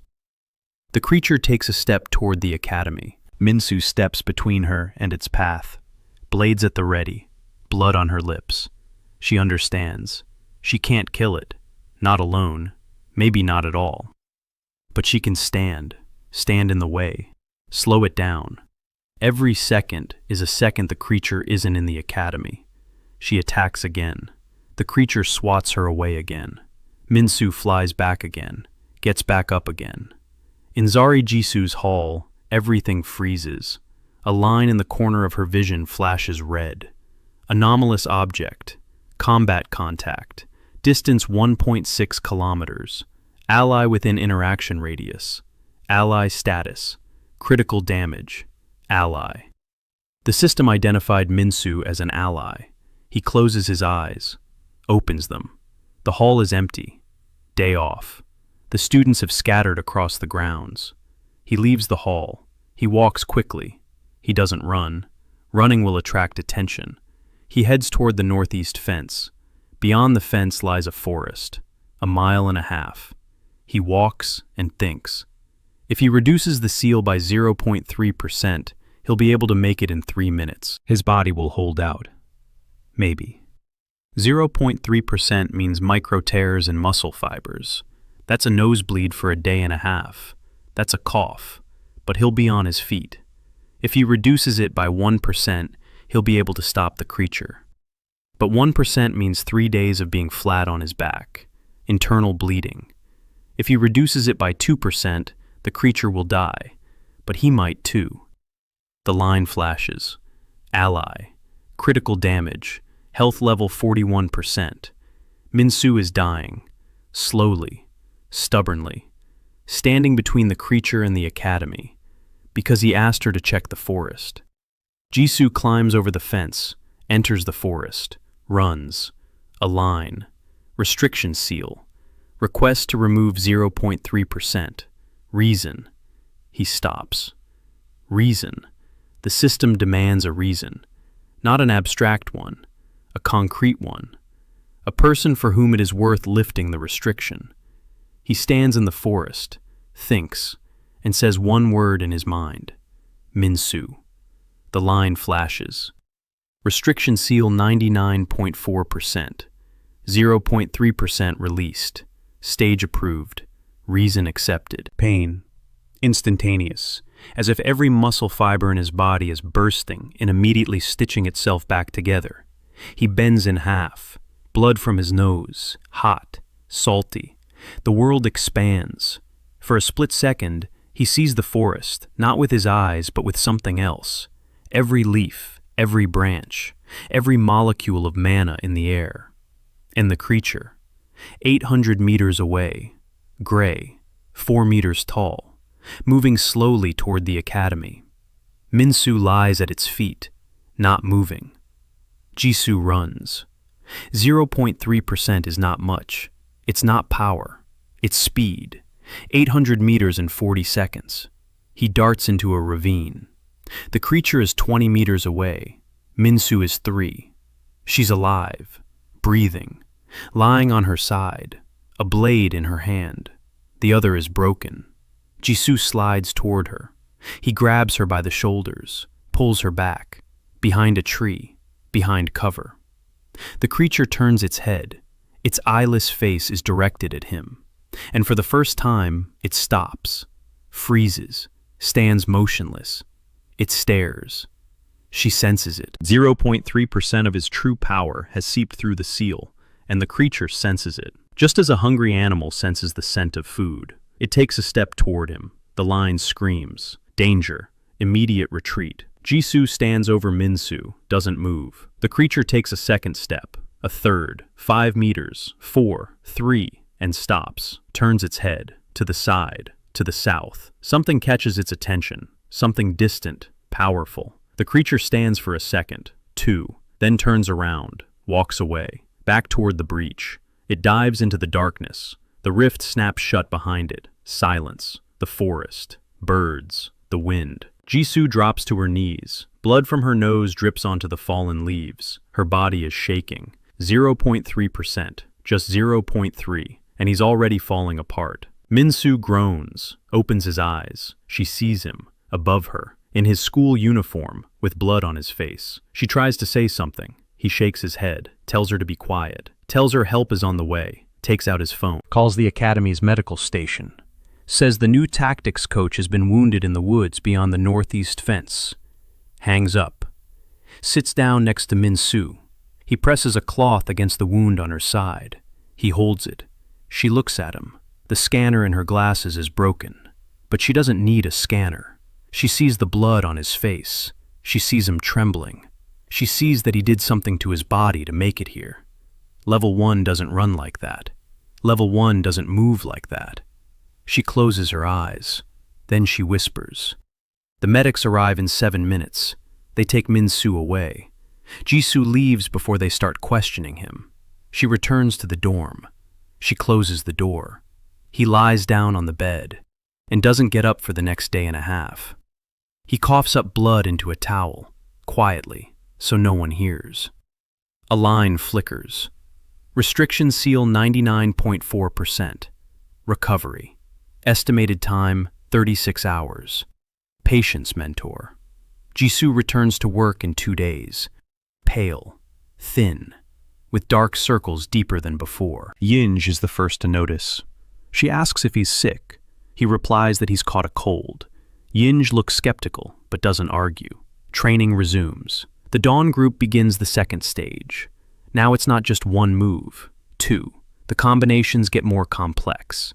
Each student adds one additional move to their basic sequence, a defensive transition, or a counterattack from a different stance. Jisu guides them slowly, in small steps. He doesn't rush them. The group's average level at this point is 11. In a month and a half, they've gone from 4 to 11. No coach in the history and the Academy's history has shown such results. Not a single one. Min-soo is in the medical ward. 3 broken ribs, a torn abdominal muscle, multiple contusions. For an S-rang, this will heal in a week, but she lies there for a week, thinking about how a level 1 guy appeared in the forest a minute after she fell, thinking about the blood on his face, thinking about how the scanner in her goggles was broken and she couldn't see his level at that moment, but she saw how he moved. On the 4th day, Jisu comes in. She brings tea, with honey and jasmine. He sets it on the nightstand. He sits down on a chair. Min-soo looks at him. She has to write a report about the rankless creature, about what happened in the forest, about how a level 1 student somehow ended up at the scene of the battle and pulled her out. The report will land on the council's desk. The council will send the next inspector, or a capture team. Jisu drinks tea, silently, doesn't ask about the report, doesn't ask her to keep quiet, doesn't threaten her, just sits there and drinks tea, as if they have all the time in the world. Min-soo takes her cup, drinks, jasmine and honey, grandma's kitchen, warm hands, the scent of summer. She sets down her cup, says she'll write in the report that she discovered and destroyed Bezrangova's nest, that the creature retreated into the rift, that the threat has been eliminated. There won't be a word in the report about the level 1 student. Jisu looks at her. A second. 2. Nods. Says thank you. She turns away toward the window. She tells him not to thank her anymore. She's not doing this for him. She's doing it for those 12 kids in the hall. Because if the council takes their coach away, those kids will go back to being what they were. Dead weight. She knows what that's like. Her younger sister was like that, before the council disbanded her. Jisu sets down the cup. She stands up. She walks toward the door. She stops. She asks what her sister's name was. Min-soo is silent for a long time. Then she answers, Jung Yuri. She was 14. The system flagged her as an anomaly. The council took her from school. Min-soo was 19 at the time. It was her first year working at the council. She didn't know. By the time she found out, it was too late. They disbanded her. In the Council of Levels lexicon, that word means resetting, erasing abilities. Yuri returned home with level 0 and empty eyes. She died a year later, officially from complications, unofficially because they ripped everything that made her who she was right out of her. Jisu stands by the door. She doesn't move. She doesn't speak. Then she quietly says that Yuri deserved a coach. Min-soo doesn't answer. He leaves. Outside the window of the medical wing, it's a sunny day. Students are running around the grounds. Among them is Zarya's group, 12 teenagers who no longer stare at the floor. Min-soo watches them through the glass. She is 32 years old, 13 years on the council. For 13 years, she has been catching anomalies, and for the first time in her life, she is hiding one. Meanwhile, a conversation is taking place in the rector's office. The rector is sitting at a desk. Across from him is the vice rector for academic affairs, a folder on the desk. Reports inside the folder. The Zarya group's growth, level dynamics, camera footage, a snapshot of Jisu in the head of dorm's office at 5:47 a.m. Sparring results. The vice dean says the anomaly has been confirmed. That student Han Jisu is the source of the abnormal growth acceleration in those around him. That the mechanism is unknown. That it's not doping, not prohibited artifacts, not cheating, something else. The rector listens, then asks if he is dangerous. The deputy remains silent, then replies that no, he is not. That all indicators for the students in the Zarya group are normal. Growth is stable. There are no side effects. The student's health is improving, both physically and psychologically. Yinji, who was on the verge of expulsion 2 months ago, is now in the top 30 in physical metrics among all freshmen, at level 11. The rector takes off his glasses, rubs the bridge of his nose, says he won't take any action for now, that the Zarya group stays, that Han Jisu stays. That monitoring continues, but quietly, without interference. If this boy is doing what he's doing without harming the students, let him do it. The deputy nods. He puts away his folder. He leaves. The rector sits alone. He looks out the window. He is 63 years old. He has seen a lot. He has seen how guilds break children for the sake of rankings. He has seen how the Church of the Great Reckoning preaches that a low level is a sin. He's seen the level council take away anomalies and no one asks questions. And for the first time in many years, he sees someone simply teaching children. Right. Without a system of rewards and punishments. Without shouting. Without fear. Just a quiet voice and a cup of tea. He puts on his glasses, picks up the phone, deletes the number he dialed 2 weeks ago, the Levels Council's number. He doesn't need another inspector. He needs this boy to be left alone, for now. It's evening at the Zari dormitory. Jisu is sitting in the communal kitchen, brewing tea. 4 students are around him. Yinj, Taeho, 2 others. They sit and talk, not about training, about nonsense, about the food in the cafeteria, about how there's a ghost on the 3rd floor, about how the maintenance man lost the keys to the basement again. Jisu listens. Sometimes he nods. Sometimes he smiles. He feels good. It's a familiar feeling. Evening after training, tea, small talk. It was like this in his past life. After practice with the junior national team, he'd sit in the locker room and listen to the kids chat. And that was the best part of the day. Yinj suddenly falls silent. He looks at Jisu. He says Jisu is strange, that a level 1 isn't like that a level 1 doesn't see others' mistakes, doesn't teach people how to breathe, doesn't win sparring matches using other people's hands. Jisu takes a sip of tea, replies that it happens. There he is. Yunji frowns, then smiles, says okay, and the conversation returns to the ghost on the 3rd floor. The beginning of the 3rd month. Evening. Jisu is walking from the library to the dormitory by a shortcut through the alley between the service buildings. The streetlight isn't on. It's dark, quiet, then not quiet. A blow comes from the side, to the ribs, precise, strong. Jisu falls, rolls over, gets up on one knee. A figure stands before him, a girl, tall, unbuttoned jacket, short hair, eyes fierce and bright. Kim Da-hee. Level 71, a troublemaker with a curse of strength. The load card flashes before his eyes. Level 71, physical condition unstable. The Kim clan's hereditary curse. Every burst of power destroys internal organs. Current damage, liver at 64% function, right kidney at 58%, heart muscle at 79%, chronic pain syndrome, painkiller in the blood, double dose. Prognosis under current conditions. Fatal outcome between the ages of 25 and 29. Jisu is kneeling and reading her card, and for the first time in 2 months in this world, he feels something inside him tighten. Not from the blow, from what he sees. She is 18. She has a maximum of 11 years left. And every day she brings the end closer. Because no one in this world knows how to train a curse. All the methods are written for normal abilities. Dahi stands over him, waiting. She came to check out the rumors. Level 1 who trains. Level 1 who defeated the elite stream. Level 1 who is the subject of whispers in the hallways. She wants to see for herself. If he's a fraud, she'll break him. If not, she hadn't thought about what would happen if not. Jisu stands up. He brushes off his uniform. He doesn't assume a fighting stance. He doesn't raise his hands. He stands straight. He looks at her. Dahi attacks again. A right hook to the jaw. Fast. For a level 71.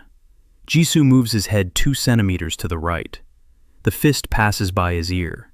He feels the wind. Not a fighter's dodge. A coach's dodge. Minimal movement. Energy conservation.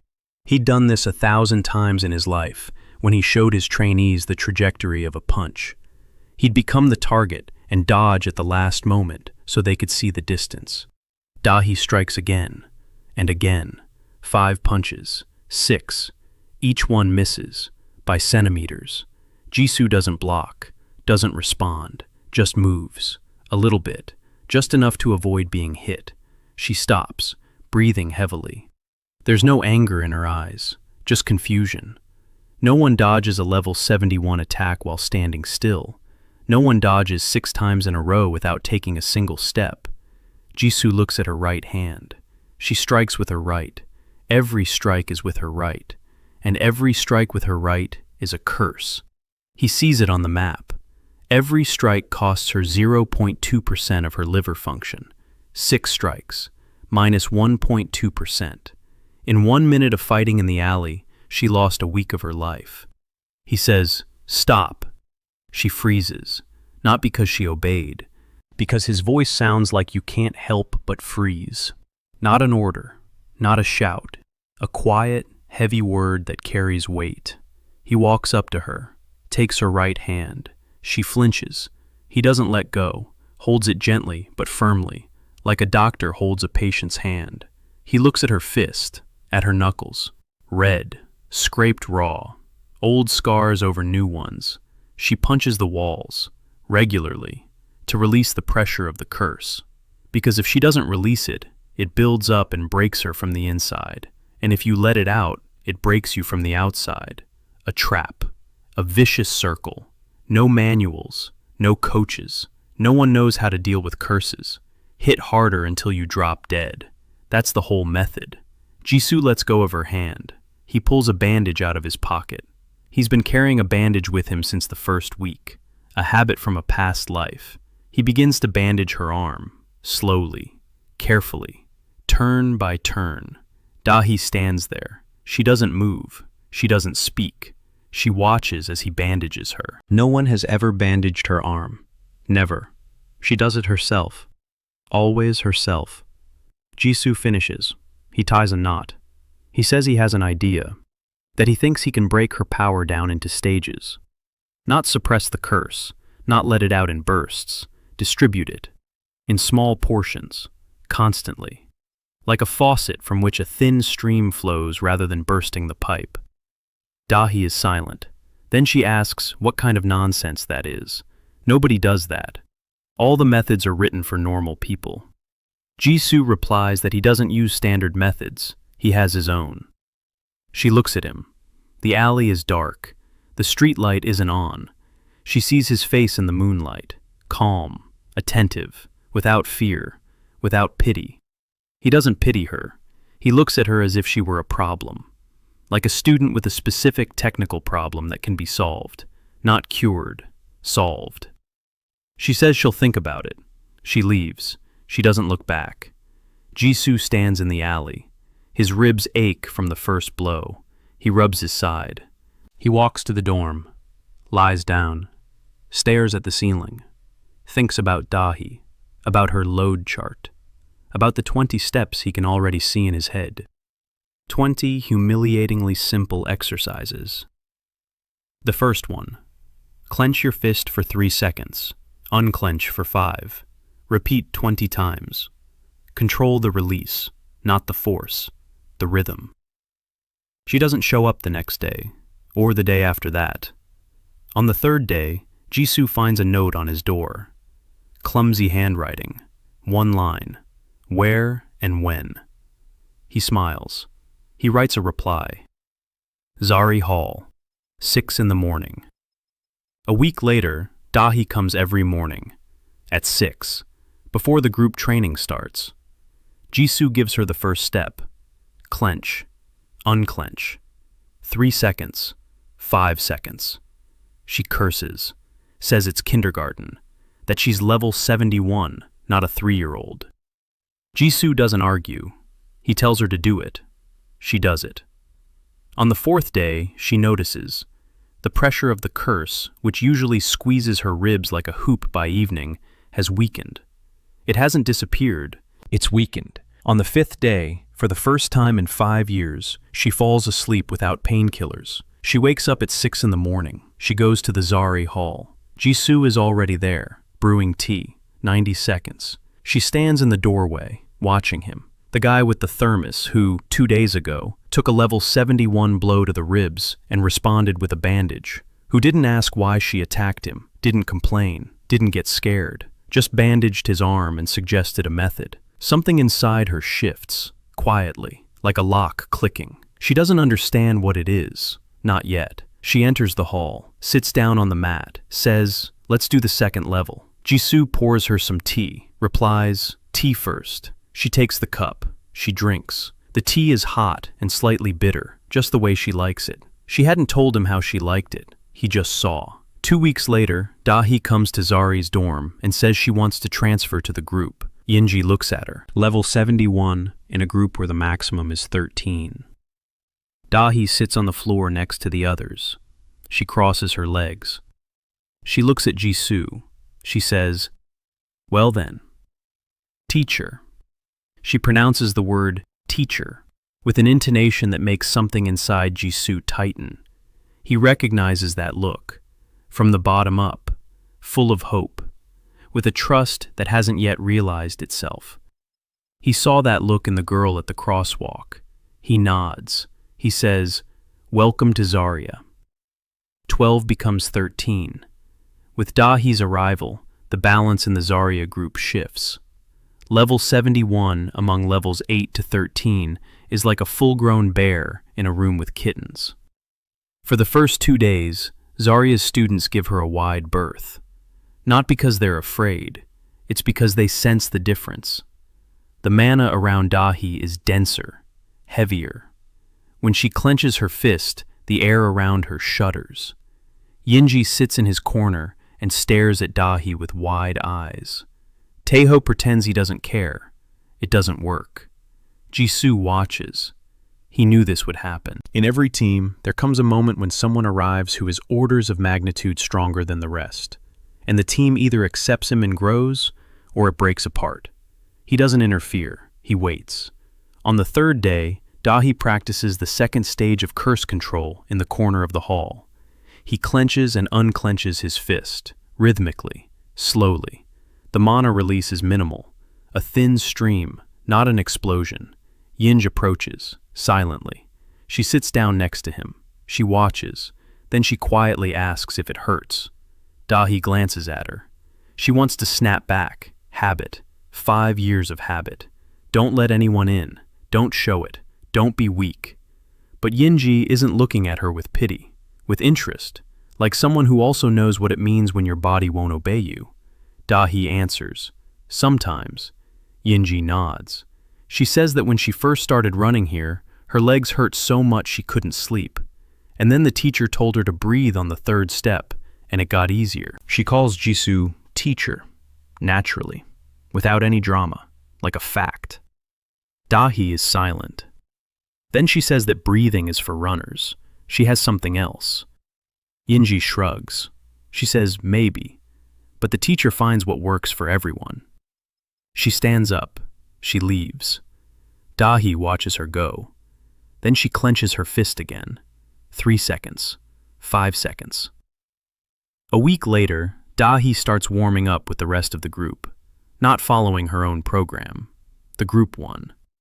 She's level 71 and doing exercises for level 10. Someone snorts. She turns her head. They stop snorting. But Jisu sees on the load chart that the group warm-up is doing exactly what he expected. Dahi is used to working at her limit, to the breaking point, always at maximum. Her body doesn't know any other mode, but here at Zer, everything is slow. Everything is at 60% of maximum. This irritates her muscles. It irritates her habits.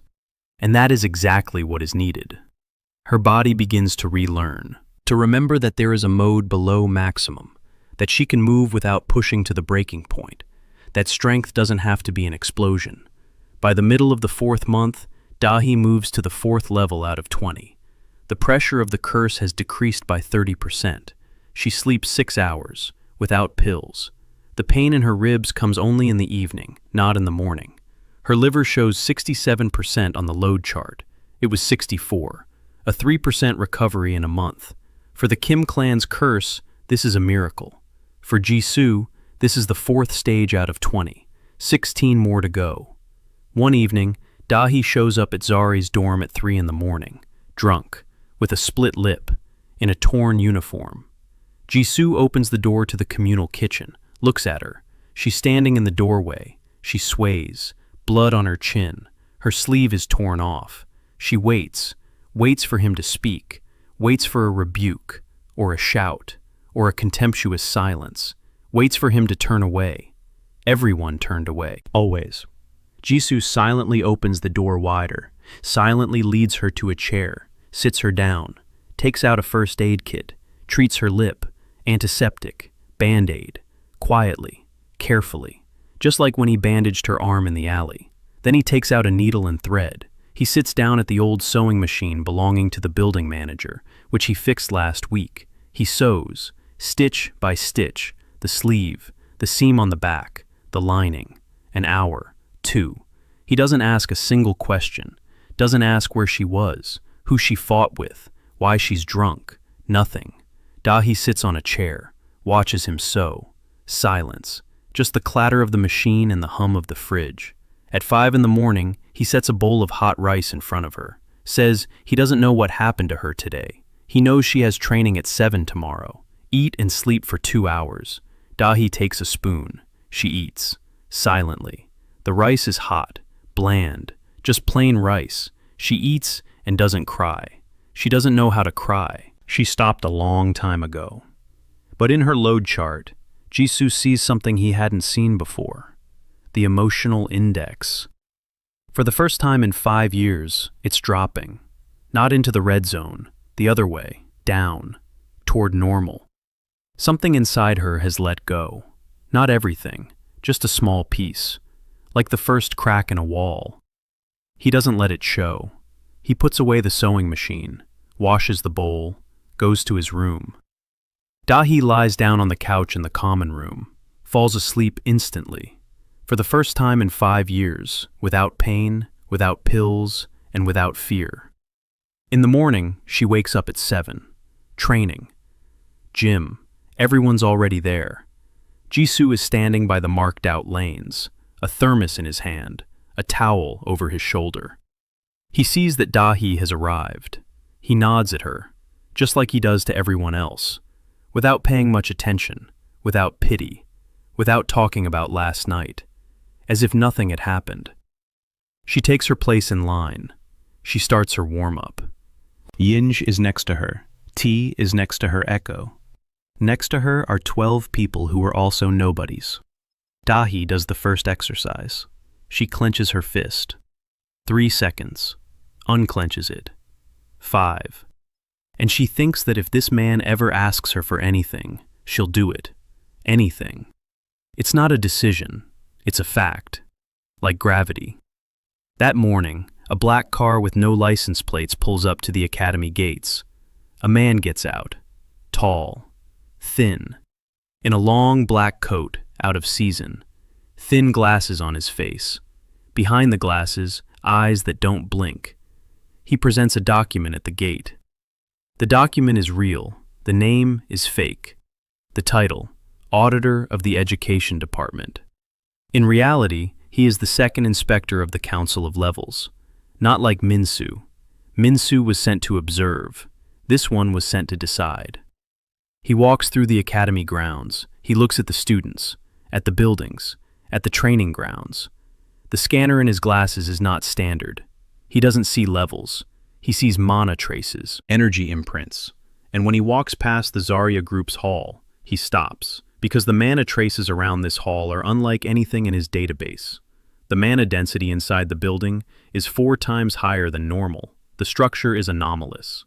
The distribution pattern isn't chaotic. It's orderly, as if someone is deliberately creating a zone of accelerated growth. He makes a note on his tablet. He moves on. He needs time. A couple of days of observation, then a report, then a decision. He doesn't know that in the hall behind the wall, Jisu has just read his load card through the window. Level 87, Combat Specialization. Psychological load, 0. Emotional index, a flat line. Professional liquidator. A line flickers in the corner of his vision. External surveillance, third source. Council of levels, operation class, elimination. Jisu sets down his thermos, looks out the window. A man in a black coat walks down the path, doesn't look back. Third observer. Operation class, elimination. The council has moved from observation to action. He closes his eyes. 13 students behind him. A creature from the rift somewhere in the forest. An allied inspector in the medical unit. A liquidator on the premises. The heir to a clan who is neither enemy nor friend. The head of the elite stream with a crumpled piece of paper in his pocket. And the mid-year exam in 2 months. He opens his eyes, pours tea. 90 seconds. He drinks and begins to think. Chapter summary. Daki integrated into the Zarya group, and by the 4th month had reached the 4th level of curse control, restoring 3% of her liver function. The night scene with the split lip and the mended uniform became a turning point for her emotional index. The second inspector from the Council of Levels arrived at the academy with an elimination operation team, which took the threat to a new level. For 2 days, Jisu has been watching the liquidator. The man in the black coat moves through the academy like a shadow. He attends lectures. He checks documents. He talks to the instructors. The perfect cover. An auditor from the education department. No one asks questions. But Jisu sees his load card every time they cross paths in the hallway. Level 87. Emotional index, a flat line. Pulse, 52 beats per minute. A man who has killed so many times that it has become routine. His name is Kwon Tae-jun. Jisu learns this name from a conversation in the faculty lounge. The name is fake, but the habit of responding to it is real. Tae-jun takes his time. He's a professional. He needs the full picture before acting. Who is the target? What are their capabilities? Who's nearby? What escape routes? 2 days is a long time. 2 days is not enough. Jisu uses them. On the morning of the 3rd day, he knocks on the door of the medical ward. Minsu is already walking. Her ribs have healed. The bruises have faded. She sits on the bed and reads the report she wrote herself. The lowly creature has been destroyed. The nest has been eliminated. The threat has been neutralized. Every word is a lie. The creature is alive. The creature is in the forest. The creature is waiting. Jisu enters. No tea. No smile. Minsu sees his face and realizes this conversation will be different. He sits down. He speaks plainly. At the academy, a council eliminator. Class, elimination operations. Level 87. Minsu turns pale. She knows what that means. An eliminator is not an inspector. An inspector observes. An eliminator finishes the job. She asks how he knows. Jisu doesn't answer that question. He says he needs her help. Not combat help, intelligence related. He asks who on the council makes the decision to eliminate, what the procedure is, what ways there are to cancel the order. Minsu looks at him. 13 years on the council. She knows the structure from the inside. The decision to eliminate is made by the inner circle, 5 people. Reversal is possible only if the target is deemed strategically valuable, or if someone from the circle vetoes it. A veto comes at a high cost: political capital, reputation, career. She asks why he needs this. Jisu says he doesn't intend to fight the liquidator. He doesn't intend to run. He intends to make the elimination unprofitable. Minsu narrows his eyes. He continues. In 2 months, there's the mid-year exam. If the Zarya group makes it into the top 3 of the stream, it will be the most sensational result in the Academy's history. The media will pick it up. The guilds will take an interest, public attention. If the Zarya group's coach disappears after that, questions won't just come from the rector. They'll come from journalists, from the guilds, from the students' families. The council doesn't like questions. The council likes silence. If Jisu becomes prominent enough, the elimination will cease to be a quiet operation. And then the council will back down, because the noise is more costly than a level 1 anomaly. Minsu is silent for a long time. Then he says it's madness, that the liquidator might not wait 2 months, that he might act tomorrow. Jisu nods. He says that's why he needs her, not as a fighter, as a council agent. If Minsu files a report stating that the target is under surveillance and that premature elimination would compromise the current operation, the eliminator will receive orders to wait. Council protocol. Surveillance takes priority over elimination if the observer is of a higher rank than the eliminator. Minsu is level 94. Taejun is level 87. She's higher. She can block him for a while. Minsu looks at the guy with level 1 who, in 5 minutes, laid out the council's hierarchy for her and suggested using their own protocol against them. She shakes her head. She says, he's a dangerous man. Jisu replies that he's a teacher. It's pretty much the same thing. She doesn't smile. But the corner of her mouth twitches. She picks up the phone. She dials the council's code. She sends a report. Subject under active surveillance. Elimination operation premature. Priority given to current mission. First-class observer John Minsu. An hour later, Taejung receives a message on his tablet. He reads it. His expression doesn't change. His pulse doesn't quicken. He puts the tablet in his pocket. He continues his patrol. But he no longer approaches the Dawn Hall. For now, Jisu is buying time. Not by force, with a piece of paper. Now he has 2 months, 60 days until the exam, 60 days for the Dawn group to make history.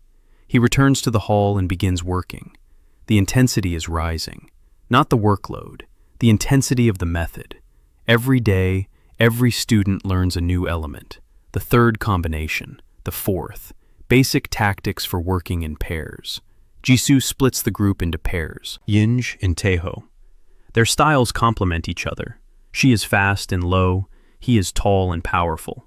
Together, they cover each other's blind spots. Dahi works alone. Her curse prevents safe contact with a partner, but Jisu gives her a different role. She becomes an anchor, a point of pressure. She stands at the center of the formation and creates a zone of control. Her mana presses down. It doesn't kill, it presses down. An opponent in this zone loses 5% of their reaction speed. That's enough for the rest to stay 1 step ahead. By the end of the 5th month, the group's average level, excluding Dahi, reaches 14. Including Dahi, it's a meaningless number, but the exam is scored individually. Each student goes through an obstacle course and tactical sparring. To make it into the top 3 of the stream, you need an average score of at least 65 out of 100. The elite stream averages 78. The second stream averages 70. The third averages 62. According to Jisu's forecast, Zarya will score 68, if everything goes according to plan. If it doesn't, then 60 and disbandment. He cannot allow the second option. Behind him are 13 children who believed. Behind him is the liquidator, waiting. Behind him is the creature closing in. A blip in his peripheral vision. Anomalous object. Distance 0.9 kilometers. Less than a kilometer. The creature is almost at the fence. 6th month. 3 weeks until the exam. Jisu sleeps 4 hours a night. The rest of the time, he works. Morning with the Zarya group. A day in the library. Analysis. Program preparation. Evening with the group again. Night with Dahi. Individual stages of curse control. She's already on the 7th. The pain comes only at night, and not every day. Liver function, 71%. It was 64. 7% in 2 months. It's not a miracle, it's a method. 20 stages, 7 completed, 13 ahead. One evening, Jisu sits in the hall after training, alone, tired. His body aches, not from the seal, from ordinary fatigue. A 17-year-old body that sleeps 4 hours and works 20. He's a coach, not a fighter, but coaching is just as demanding. The door opens. Hwang Yi-jin enters.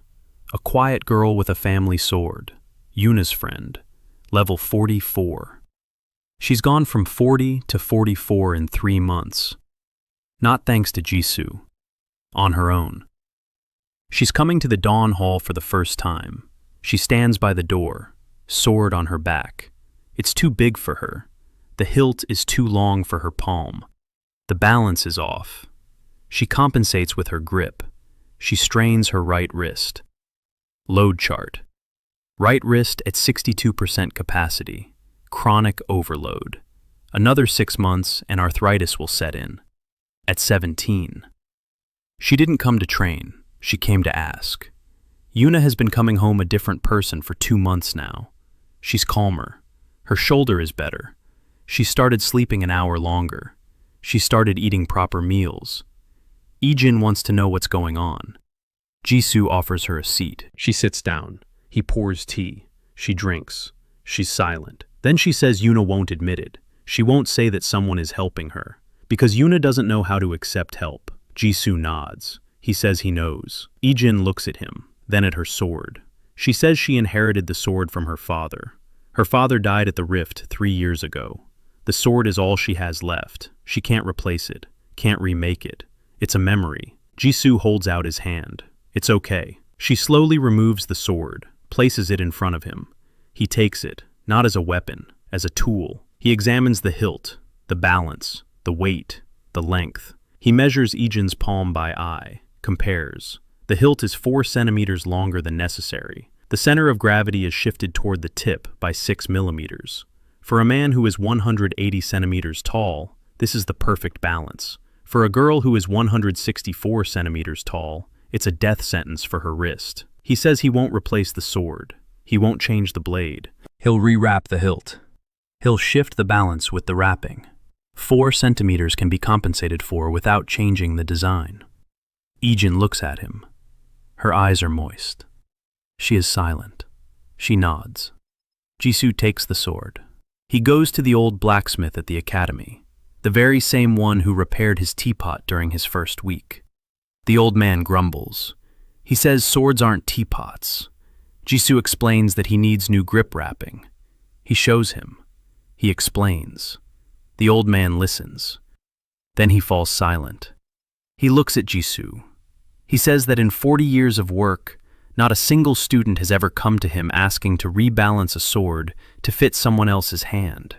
Everyone comes for new swords. No one repairs old ones. Jisu spends 3 nights in the smithy. Not a blacksmith, an apprentice. He holds. He hands things over. He learns. The old man rewraps the hilt, special thread, imbued with mana. Each turn shifts the center of gravity by a fraction of a millimeter. By the 3rd night, the balance is perfect. The hilt is 4 centimeters shorter. The blade is the same. The feel is the same. But now the sword lies in Yi-jin's hand like an extension of her palm, not like a foreign burden. He brings the sword in the morning, silently. He places it before her in the hall of Ri. She picks it up, makes a test swing, a second, a third. She stops. She stares at the sword for 3 minutes. Her hand doesn't hurt. Her wrist isn't tense. The balance is perfect. She bows, low, to the floor. Jisu tells her to stand up. He says the sword deserves the right hand. Yi-jin stands up. Her eyes are red but dry. She isn't crying. She makes up her mind. From that day on, Yi-jin comes to the Zari Hall every morning. Not as a guest, as a student, the 14th member of the group. Yuna finds out that same day. She comes to Jisu in the evening, to the library. She sits across from him. She says he's taking people away from her. First Yi-jin, then someone else will be next. Jisu replies that he isn't taking anyone away. People come on their own. Yuna is silent. Then she says quietly that she wants to come too. But she can't. Her father won't allow it. Transferring to the group for the written off means the end of her career in the eyes of the So clan. Jisu doesn't try to talk her out of it, doesn't argue, says the door is open. Always. Yuna stands up. She leaves. Slowly this time. She turns around at the door. She says he's strange, that level 1s aren't like that. Jisu smiles. He replies that he's heard that before. 2 weeks until the exam. A line in the corner of his vision. Anomalous object. Distance 0.6 kilometers. A creature behind the fence. Literally right behind the fence. Waiting. Waiting for what? Jisu doesn't know, but he knows there's not much time left. He returns to the hall, gathers the group, 14 people. He says the final stage of exam preparation is beginning. 2 weeks. Every day counts. They look at him. 14 pairs of eyes. Among them is Unji, who 3 months ago couldn't run 100 meters. Taeho, who 3 months ago sat against the wall staring at the ceiling. Dahi, who 3 months ago used to come out to beat people up in the alleys. Ijin, who 3 days ago got her father's sword back. They're all here. They're all looking up at him. He stands before them, thin, pale, with dark circles under his eyes, with a thermos in his hand. Level 1. And for the first time in these 2 months, he feels that this is right, that he is where he belongs, that for this moment it was worth dying at a crosswalk and waking up on a marble floor. The exam is in 3 days. The dawn group trains in the morning and evening. Rest between training sessions. Sleep. Food. Jisu controls every detail. The load charts for all 14 students are constantly before her eyes. Yinj, level 15. Physical condition optimal. Psychological load 45%. Normal. Ready. Taeho, level 13. Shoulders finally relaxed. Strikes are clean. Ready. Dahi, level 71. Curse at the 7th stage of control. Stable. Combat effectiveness is 340% of what it was 3 months ago. Not because I've gotten stronger, because I've stopped destroying myself. Ajin, level 46.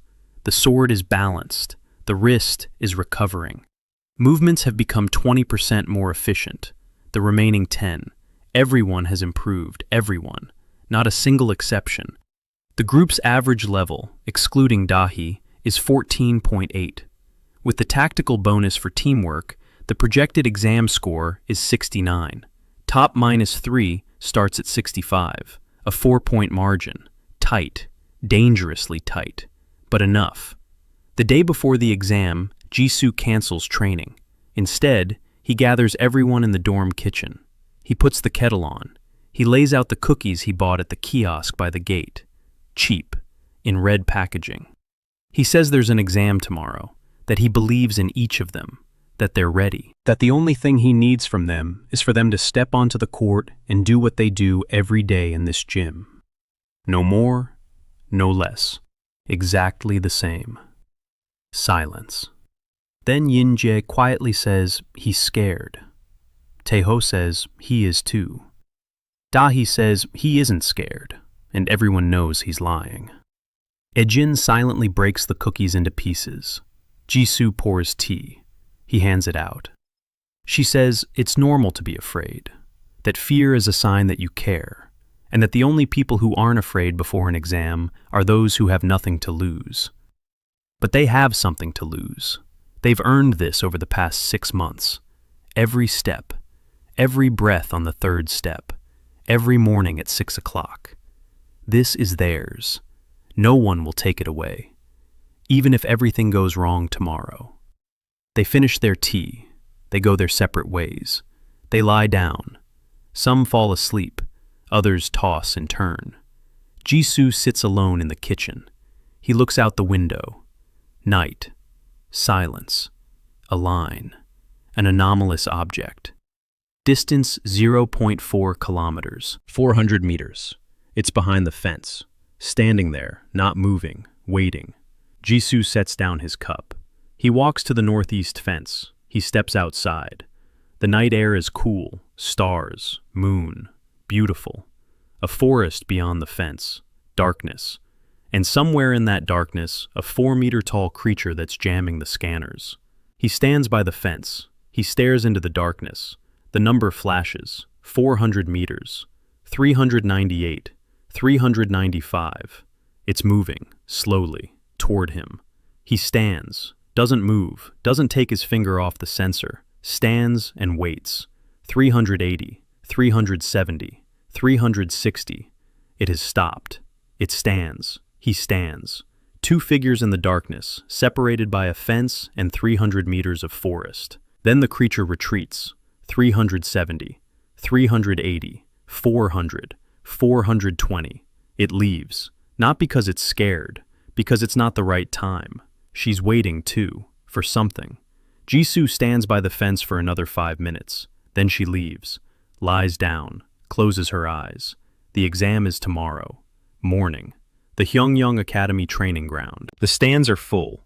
The mid-year exam is a major event. The guilds send scouts, families arrive, journalists, cameras, the rector in the VIP box, guests beside him, heads of small guilds, corporate representatives, the vice president of academic affairs with a tablet, and in the third row, a man in a black coat, Kwon Tae-jun, the liquidator. He sits and watches. He waits. The exam begins. Format: individual obstacle course, tactical sparring, total score. The elite track goes first. So-yoon, level 64. She's gone from 62 in 3 months. Shoulder strength at 58%. Not perfect, but better. Significantly better. She completes the course with 82 points, the highest score of the morning. Park Son-woo, level 89. He broke through the ceiling a week ago, quietly. No announcements. Jisu saw him in the hallway and checked the chart. 89. His psychological load dropped to 60%. Something clicked. Maybe that conversation last night. Maybe not. Sean passes the course with a score of 91. Applause. The Zarya group goes out last. According to the rules, the preparatory stream. The final round. The stands are buzzing. Not with mockery, with curiosity. Everyone remembers the sparring match. Everyone saw the video. 14 students in rumpled uniforms take the field. Among them is Dahi, level 71. The judges exchange glances. Level 71 in the Zarya group. Unusual, but the rules don't forbid it. First up, Inji, the obstacle course. She takes her place at the start. Small, chubby, level 15. Facing a course designed for the average level 30. The whistle blows. She runs, breathing on the third step. Low center of gravity, quick feet. She dives under the barriers that taller students jump over, slides through the gaps, uses her height and her body, not as a disadvantage, as an advantage. Finish, 71 points. The stands fall silent. 71, level 15, on the level 30 track. This shouldn't be possible. One by one, Zari's students step up. Taeho, 68 points. Another, 65. Another, 63. Not all stellar results, but all above the minimum. Everyone. Not a single failure. Dahi passes with 88 points. Not a record. She could have done better. But Jisu told her not to go beyond 90% effort. She obeyed. Ajin, sword in hand, rebalanced, her father's. She completes the course with 76 points. Her wrist doesn't hurt. Not once the entire distance. She finishes and looks at Jisu. He's standing behind the barrier, with a towel, with a thermos. He nods at her. She nods back. Tactical sparring. The Zarya group against random opponents from other streams. Results: 9 wins, 3 losses, 2 draws. Zarya group's overall average score, excluding Dahi, 67.4. Including Dahi, 71.2. Top 3. They're in the top 3. Second place behind the elite stream. The stands erupt, not with applause, with noise, with chatter. Impossible. A group for the written off. Second place. Average starting level 4. Average current level 15. A 275% increase in 6 months. No stream in the Academy's history. Not a single one. The rector stands up. He steps down from the podium. He walks toward the Zarya group. In person. In front of the cameras. In front of the journalists. He approaches Jisu. He extends his hand. Jisu shakes it. The rector's hand is warm and firm. The rector speaks quietly so that only Jisu can hear. Good work. Jisu replies just as quietly, it's them, not me. The rector looks him in the eyes. for a second, nods. He walks away. On the podium, Kwon Tae-jun watches the scene unfold. Cameras, journalists. The rector personally shakes the level one's hand in front of the entire crowd. Public attention. The liquidator puts away his tablet. The elimination operation is postponed. The target has become too visible, just as Jisu planned. A week after the exam, the academy is buzzing. Everyone knows the name Han Jisu, not as a fighter, as a coach. Team Dawn, Dawn's teacher. Memes are spreading across the internal network. The notebook titled 100 Things Son Seonim Does Instead of Fighting is already on its 23rd entry, entry number 14. During the fire drill, Son Seonim didn't evacuate, but checked to see if anyone had left the kettle on, entry number 19. When Taeho broke the training dummy, Son Seonim got upset, not because of the mannequin, but because of the freshly painted floor beneath it. Jisu reads the notebook. He shakes his head. He has no time for memes. A line in his peripheral vision flashes every hour. Anomalous object. Distance 0.3 kilometers. 300 meters. The creature is standing right by the fence, not hiding, just standing there, out in the open. The night patrols don't see it. The scanners don't register it. It is invisible to everything except the paradox system, and it was waiting for the exam to end. Waited until Jisu stopped being on guard. Waited for the moment. The moment comes on the third day after the exam. Evening. The Zarya group is celebrating in the dorm. Yinj brought a cake. Dahi brought soda. Taeho is trying to sing, and everyone is asking him to stop. Ijin is smiling quietly in the corner. Laughter. Noise, joy. Jisu sits in the kitchen and watches them. They are happy. For the first time in 6 months, truly carefree and happy. He drinks tea. A line. 300, 280, 250. She moves. Fast. Toward the fence. Over the fence. 200, 150. She's on the academy grounds. Jisu sets down his cup, stands up. Quietly leaves the dorm. No one notices. He walks across the courtyard, fast, toward the northeast sector, the training ground, that very one, where, 3 days ago, the Zarya group made history. 100 meters, 80, 60. He steps onto the training ground. Dark, quiet. The moon is behind the clouds, and she's standing there, 4 meters away, gray, eyeless, 6 joints in each hand, 7 needle-like fingers. She stands in the center of the range, her eyeless face turned toward him, not toward the academy, toward him. She has come for him. A message flashes. Danger, critical level, immediate retreat. Recommendation, removing the seal, minimum 5%. 5%, that's a week in bed. Internal bleeding. Torn muscle fibers all over the body, possible organ damage, possible death. He stands. The creature stands. Silence. Then a voice behind him. Quiet. A whisper. Don't. He turns around. A girl is standing at the edge of the training ground. Small. Pale. In a school uniform 2 sizes too big. A notebook pressed to her chest. Her eyes are huge, silver. Glowing in the dark. Lee Saren, level 1. A true level 1. Not a seal, not a mask. Just one. And at the same time, something so ancient that the paradox system freezes for a second. Then it outputs a line that Jisu has never seen before. Object recognized. Fragment of the former system. Classification. Sleeping deity. Awakening status. 12%. Recommendation. Listen. Saren takes a step forward, passes by Jisu, walks toward the creature, a small figure in a massive form, striding across the training ground. The creature turns its head toward her. It freezes, stands still, doesn't move. Saren approaches the 5 meters. 3, 2, raises her hand, a small, pale palm, places it on the creature's gray hand, touches it. The creature shudders, its entire body. 4 meters of gray flesh tremble. Then slowly, very slowly, the creature sinks down, folds in on itself, gets smaller, 3 meters, 2, 1. It shrinks to the size of a large dog. It lies down on the ground.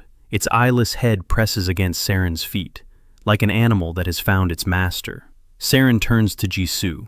She looks at him with silvery eyes. She speaks softly, in a whisper, that this creature is not a creature, that it is a fragment, just like Saren herself, a fragment of the world that existed before the levels, before the system, before the numbers above their heads. It didn't come to kill, it came home. She just didn't know how to ask. Jisu stands there. He looks at the 16-year-old girl who tamed the rankless creature with the touch of a hand. The line flickers. Sleeping deity, awakening status, 12%. Saren speaks another sentence, quietly, almost inaudibly. She says she's been waiting for him, for a long time, a very long time. What she remembers, not everything, in fragments. She remembers that once in an era, a teacher comes from a world without levels. She remembers that his task is not to fight, to nurture. She remembers that the seal on him is not there by accident. It was placed there by those who created the system. They placed it because 15 centuries ago, the previous bearer removed the seal completely, and the world didn't end. Jisu listens, doesn't interrupt. He stands in the darkness on the training ground. Next to him, a shard creature has curled up at the feet of the goddess girl. Level 1 glows above his head, in his peripheral vision. The restriction seal, 99.4%. He asks one question: who transported him here? Aaron answers that it was the system, on its own. It found a person in another world with the right set of qualities, not power, skills, experience, patience. A person who spent his whole life teaching others not to break, and it took him. An accident at the crossing. The girl he pushed is alive. She's fine. That was the price. His life for a chance for the whole world. Jisu is silent, for a long time. Then he says, "All right." He says the girl is alive and that's what matters. He says he's here, that he's not going anywhere, that he has 14 students behind him, and now there will be 15. Saren will be the 15th. Saren looks at him, silver eyes in the darkness. Then, for the first time during the entire conversation, she smiles. A small, quiet smile, like a crack in the wall through which light is seeping. She nods. The shard creature raises its head, looks at Jisu with an eyeless face, and nods too. 8 months have passed since the day Han Jisu opened his eyes on the marble floor. The Dawn Group is no longer the Dawn Group. The rector signed the reorganization order. Now it is the Hanyong experimental track minus 15. 15 students, their own classroom, their own schedule, their own mentor. Level 1. The stamped document lies on Jisu's desk in the office assigned to him on the 2nd floor of the academic building. A small office, a desk, 2 chairs, a window overlooking the courtyard, a thermos on the desk, a handwritten schedule on the wall, small, neat handwriting. 112 sheets with individual programs, for each student. Morning. Jisu is sitting in his office, drinking tea. 90 seconds of steeping, looking out the window. In the courtyard, Yinj is running her morning distance. Level 19. She was at level 3. In 8 months. She runs with ease, breathing even, exhales on the 3rd step. Taeho runs beside her. Level 17. His shoulders are relaxed. His back is straight. His punch is so powerful now that they had to replace the training dummy last week. Dahi is sitting on a bench by the wall doing the 9th step. He clenches his fist for 3 seconds, unclenches for 5. Rhythmically. Calm. Liver function, 78%. It was 64. The prognosis for a fatal outcome has shifted. Not 25 years, 35, maybe 40. If he reaches the 20th step, he might have a normal life expectancy. Jisu sees this on the chart. She doesn't tell her. It's too soon. Let her reach the 12th level. Then she'll tell her. Jin is training with a sword, her father's rebalanced sword. Level 50. It was 40. Her wrist is strong. She won't get arthritis. Her movements are clean and efficient. She's starting to look like a fighter rather than a student. Saren is sitting in the corner of the courtyard, drawing in a notebook. A shard is curled up next to her. Small, about the size of a cat, asleep. The students think it's a pet. Strange, gray, eyeless. But Saren loves it, and no one asks questions. Parquet. She showed up a month ago. Jisu was waiting for her. Level 8, though they predicted 90 and above. A former child prodigy, a broken system, a stalled awakening. Loud, cheerful, flirts with everyone, a mask. Jisu sees the card. Her system isn't broken, it's locked. By someone. Intentionally. Just like his seal, only crooked, rough. He didn't tell her right away. For 2 months, he trained her using the small steps method, removing obstacles, layer by layer. 3 weeks ago, out of the blue while cleaning her weapon, her level quietly shifted. 8, 9, 12, 23. Hay sat down on the floor. She looked at her hands. The number above her head changed every second. 23, 25, 28. It stopped at 31. She cried. She hadn't cried like that since her father's funeral. Quietly. For a long time. Jisu didn't approach her. He sat nearby, a meter away, waiting for her to finish. Then he brought her some tea. Hay is now at level 31 and rising. Fast. Her system is unlocking in spurts. Each spurt is a new piece of ability returning. Another 6 months, and she'll be the prodigy she was meant to be. The 16th member of the group, Minsu, comes by every day, no longer as an inspector, as a tactics coach, a real one. She submitted her resignation to the council 2 weeks ago. No response yet, but she no longer wears her scanner goggles, no longer writes reports. She teaches the Dawn group tactical thinking, formation work in the fissures, reading the battlefield, what S-rank hunters, what they never teach level 15 students. Yuna comes in the evenings, after her own training, quietly, through the back door. Her father doesn't know. No one knows except Ajin. Yuna works with Jisu on the schedule, not her own, someone else's. She's learning to see, learning to read other people's bodies the way she reads Jisu. Not through the load chart, through her eyes, through attention, through care. Level 67, shoulder at 49%. Better than it's been in the last 2 years. She stopped taking painkillers a month ago. Completely. It was hard. For the first 3 days, she didn't sleep because of the pain. On the 4th day, she went to Jisu. He sat with her for 3 hours, rewrote the schedule. He gave her breathing exercises. He massaged the pressure points on her shoulder that relieved spasms. By morning, she had fallen asleep. In the dorm kitchen, head on the table, he covered her with his jacket and left. Didn't wake her. She's been coming ever since. Every evening. The door is open. Always. Kwan Taejun has left. Quietly. Without announcement. The elimination operation is closed. Officially. The target is too public. The risk is unacceptable. But in the archives of the Council of Levels, the file on Han Jisu has not been deleted. It has been transferred to the long-term surveillance section, with a note, Bearer of the Paradox, the first in 15 centuries. Archbishop of the Great Reckoning Cui Gi Huan reads this file in his office. An old face, old eyes, eyes that remember 15 centuries. Through the ritual of consciousness transfer, he remembers the previous bearer. Remembers what had to be done to stop him, remembers the price, ready to pay it again. But not now. It is too early. Let the boy raise his disciples. Let him remove the seals. Let him become attached.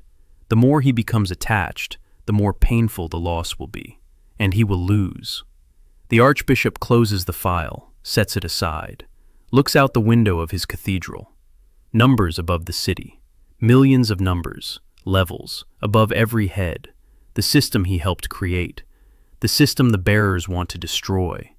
It won't happen. Not this time. He won't let it happen. It's morning at the Hanyang Academy. The sun is out. A warm breeze blows. The Hanyang 15 group is gathering in the hall. 15 students, plus Min-soo, plus Yuna, who hasn't officially transferred yet but everyone knows, plus Baek Sun-woo, who came in once to ask about striking technique, stayed for 3 hours, and now drops by every other day, pretending he's not interested.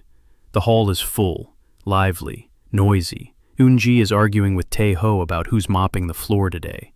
Dahi is sitting in the corner doing the 9th form with her eyes closed. Ijin is sharpening a sword. Hae is flirting with Tae-ho, and he's blushing up to his ears.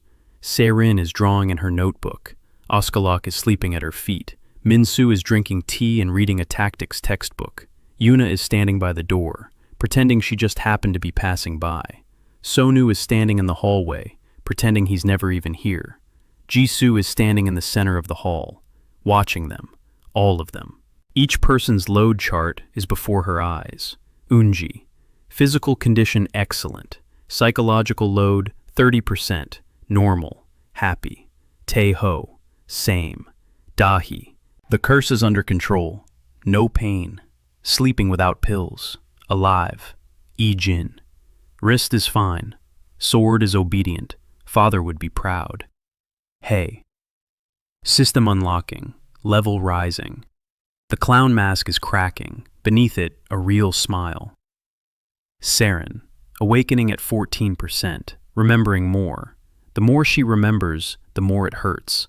But when she's with him, it doesn't hurt to stay awake. 20 minutes every evening. She tells him what she's remembered. He listens. Sometimes he sharpens her pencil. That's enough. Min-soo, not on a mission for the first time in 13 years. Free for the first time. She drinks jasmine tea with honey every evening. She sleeps. Yuna, her shoulder is healing. She's learning to be a person, not a level, slowly. According to the schedule written for her by a level 1, a line in her peripheral vision. Restriction seal 99.4%, true level hidden. Mentor's aura active. Radius 15 meters, allies 15. Acceleration coefficient 6.8. He doesn't need strength. He doesn't need to remove the seal, because standing beside him are people who are growing every day. 6 women who, in a year, will close the rifts without him, who, in 2 years, will be stronger than most of the country's S-rank hunters, who, in 3 years, will stand before the monsters that guilds flee from, and save the world, on their own, without him. That is his goal. That is his method. That is his answer. It is not strength that makes a person strong. A person is made strong by someone who told them to rest at the right time. He never once spoke those words aloud, but every scene of his over these 8 months was an illustration of them. Every cup of tea, every bandage on a broken arm, every stitch on a torn uniform, every rewritten schedule, every rebalanced sword, every quiet word at 5 in the morning.